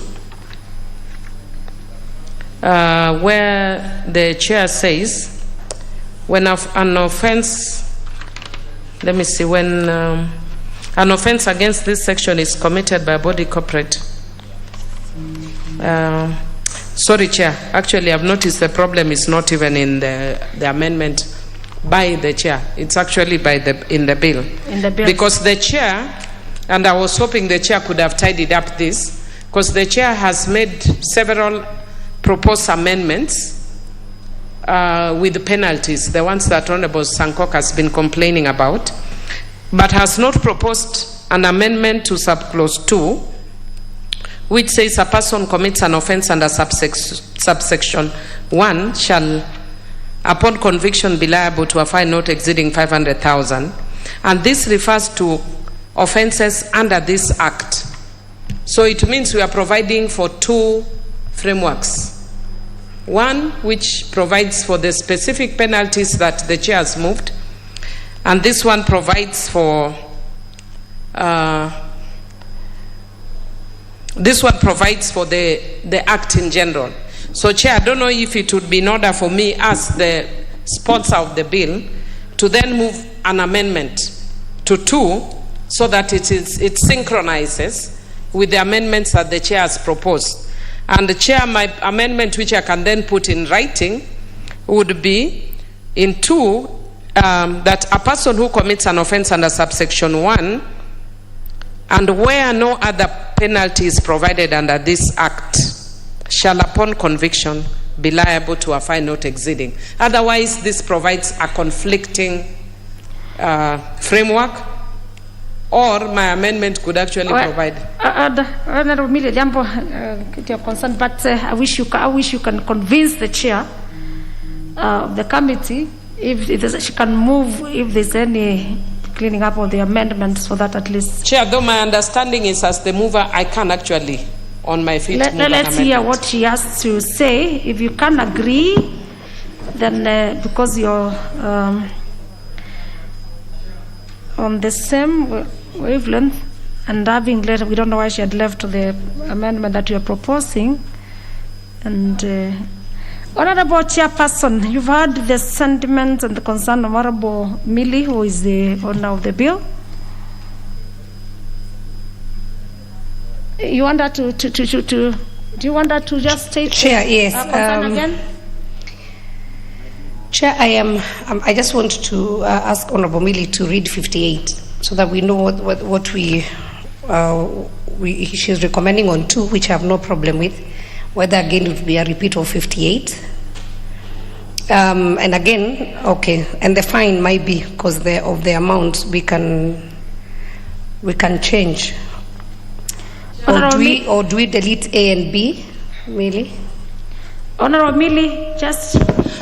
Chair, my suggestion is, and I agree with the Chair that what I'm suggesting then with that amendment... Honorable Chair, you receive your seat as, yes? Yeah, would be similar yes. to 58. So my suggestion, Chair, is either myself or the Chair could move an amendment to delete 57.2, because 57.2 contravenes all the amendments on penalties that the Chair has moved, because it provides a person who commits an offense under subsection 1 shall, upon for conviction, be liable to a fine not exceeding 500,000. Meaning, this one provides for 500,000, and the other ones provide for not more than 5 million or whatever. And each section, she has actually provided for penalties. So, as the mover, I could actually then move that we delete subsection 2, Chair, with your guidance. Now, so that at least, because now we will be visiting your proposed amendment, can we have the Chair do it? You being the owner of the, and again, also guide, this must be, if it has to be, if she agrees, that is, because she had already brought her proposed amendment for the committee, as the Chair of the committee, you move, but it has also to be, you need with the for cleanup and for record purpose, it also need to be in writing with time, just put it. Yes, let the Chair, having been convinced by the owner of the bill, move.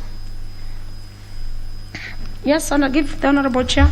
Thank you, Chair. With a concern on 57, it's good to make laws that are clean. Yes, yeah. Thank you, Chair. I actually support the recommendation from Honorable Millie, and so I'll further amend my amendment of 57 and also add that we delete to 57.2.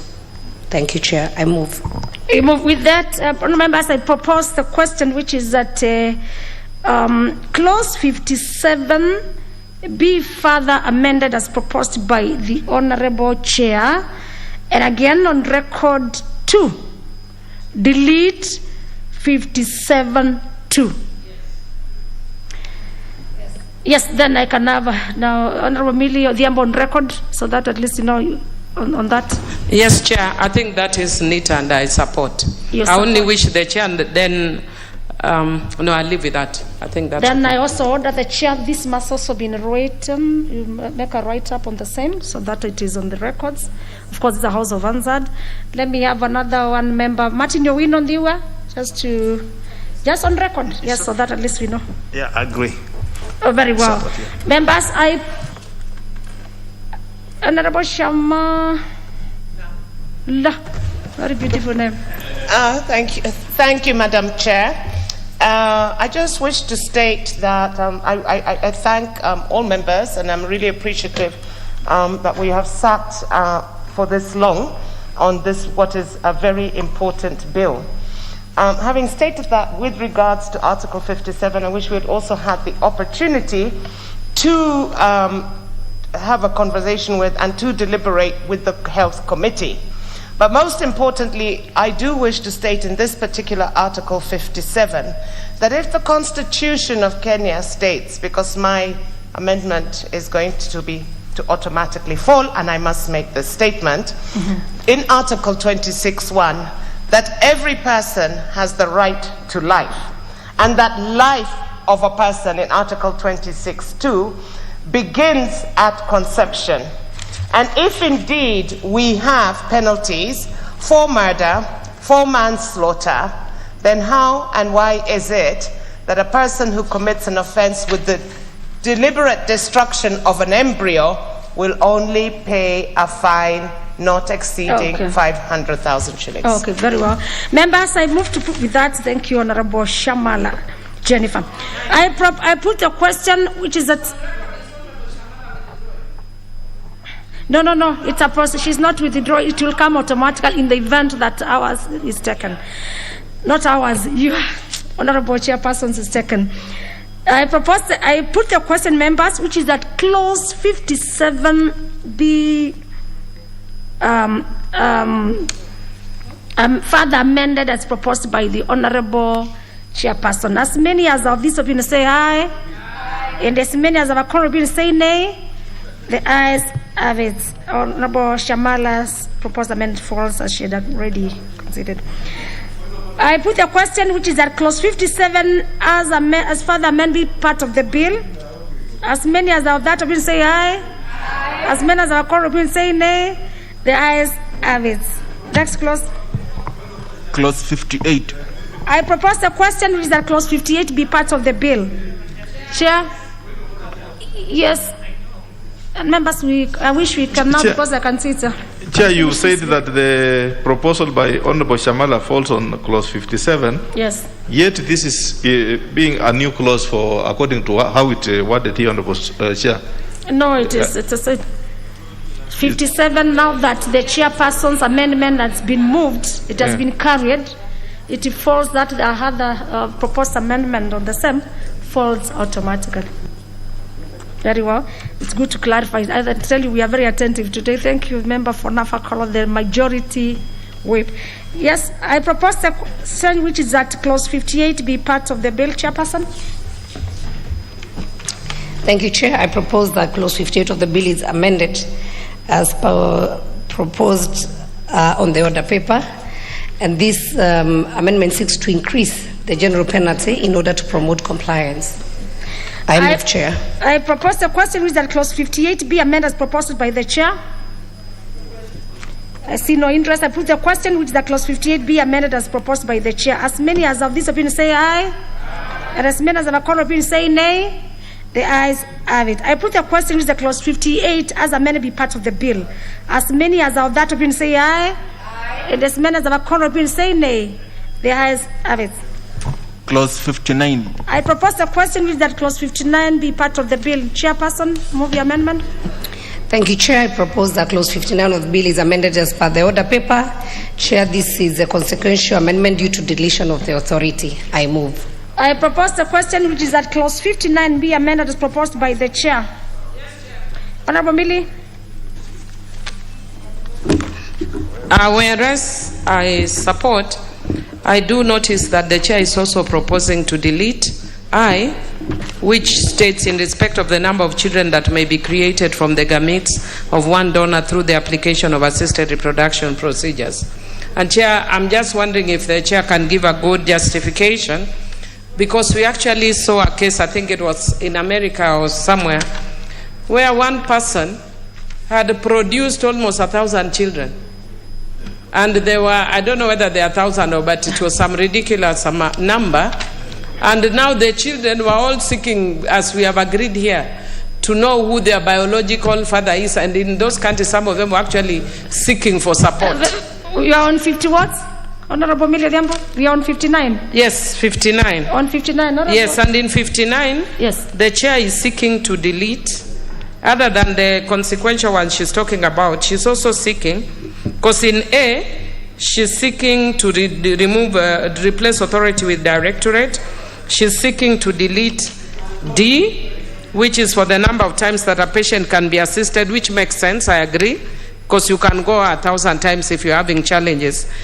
But I, which basically says that one person can donate their sperm even 1,000 times, that means we can have 1,000 children from one parent, from one father. Is there a possibility of people marrying their relatives? So I'm just wondering whether the Chair has seen that and whether she wants to. Chair, can you make a comment on that?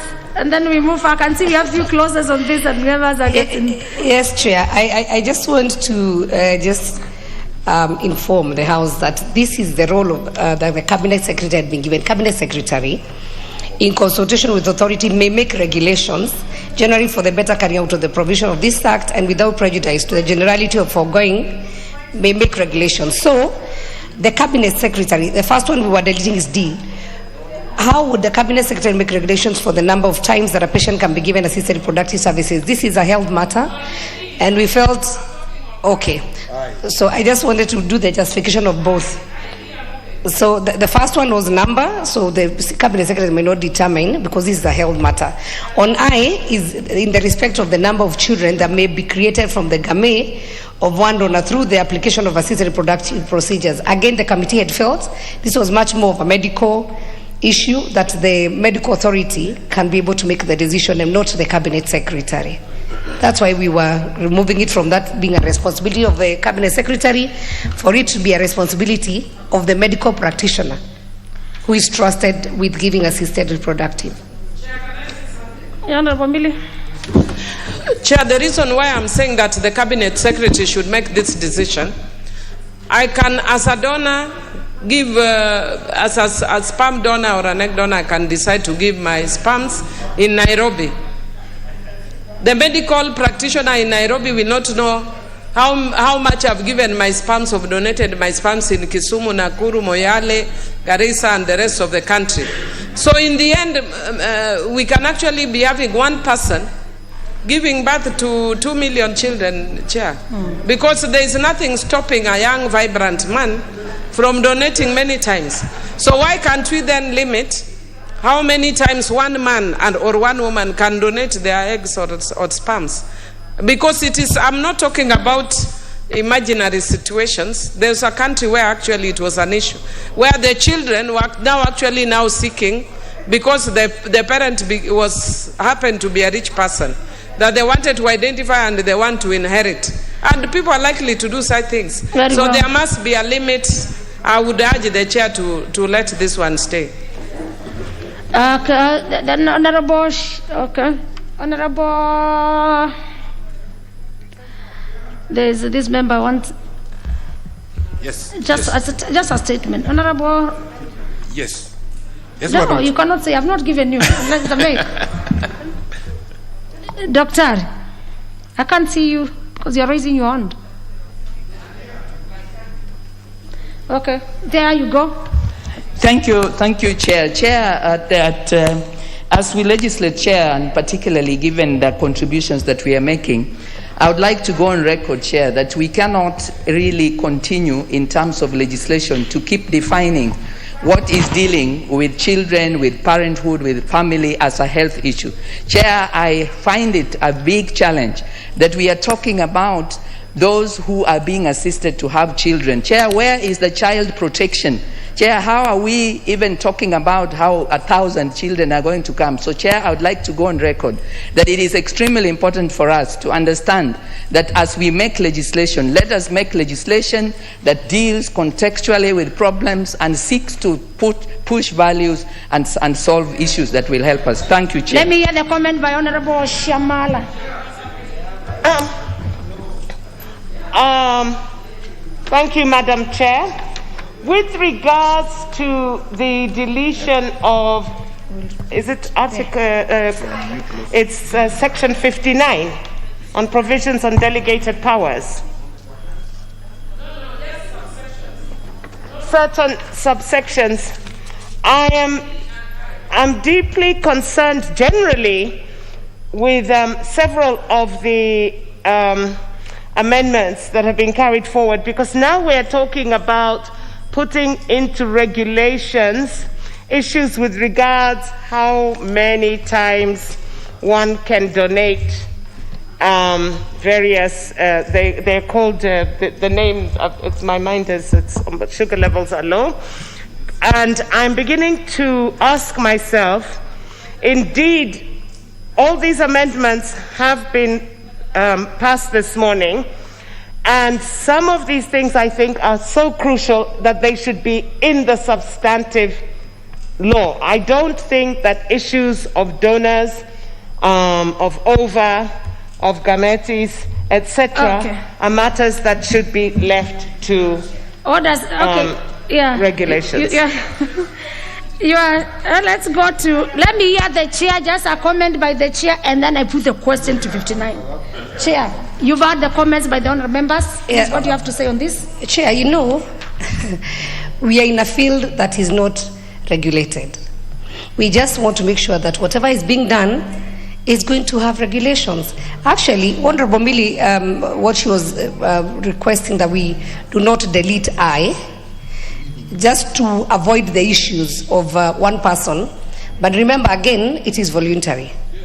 That people just do it out of, it's not commercial. But anyway, For the comfort, I can drop the deletion of I.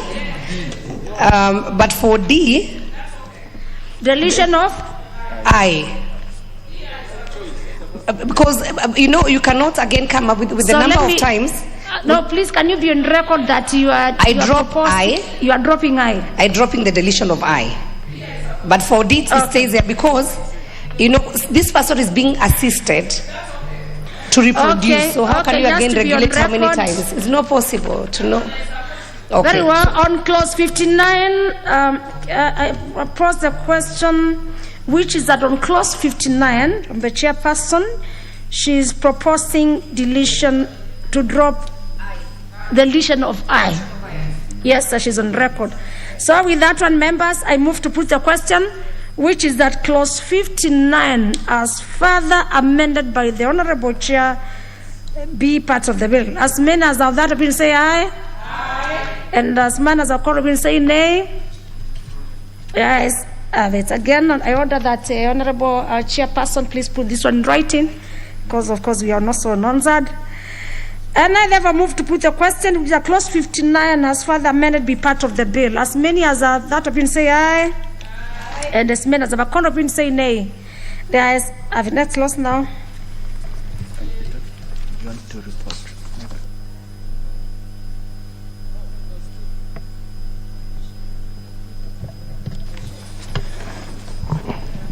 New clause 3A. I propose a question which is the new clause 3A be now read a second time. Mover to move the second reading. New clause 3A.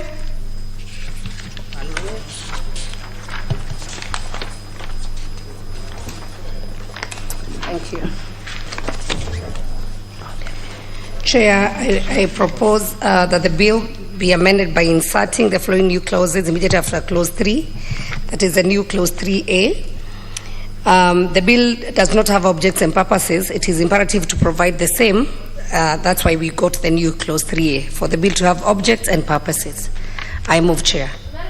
Propose the question which is new clause 3A be now read a second time. I put the question which is that new clause 3A be now read a second time. Will as many as have that been say aye? Aye. And as many as have been say nay? The ayes have it. I propose a question which is that new clause 3A be part of the bill. See no interest, I move to put the question which is that new clause 3A be part of the bill. As many as have that been say aye? Aye. And as many as have been say nay? The ayes have it. Honourable members, because of interest of time, I wish to report the progress on this. It's the mover. The mover of the bill, please, we need to move the reporting.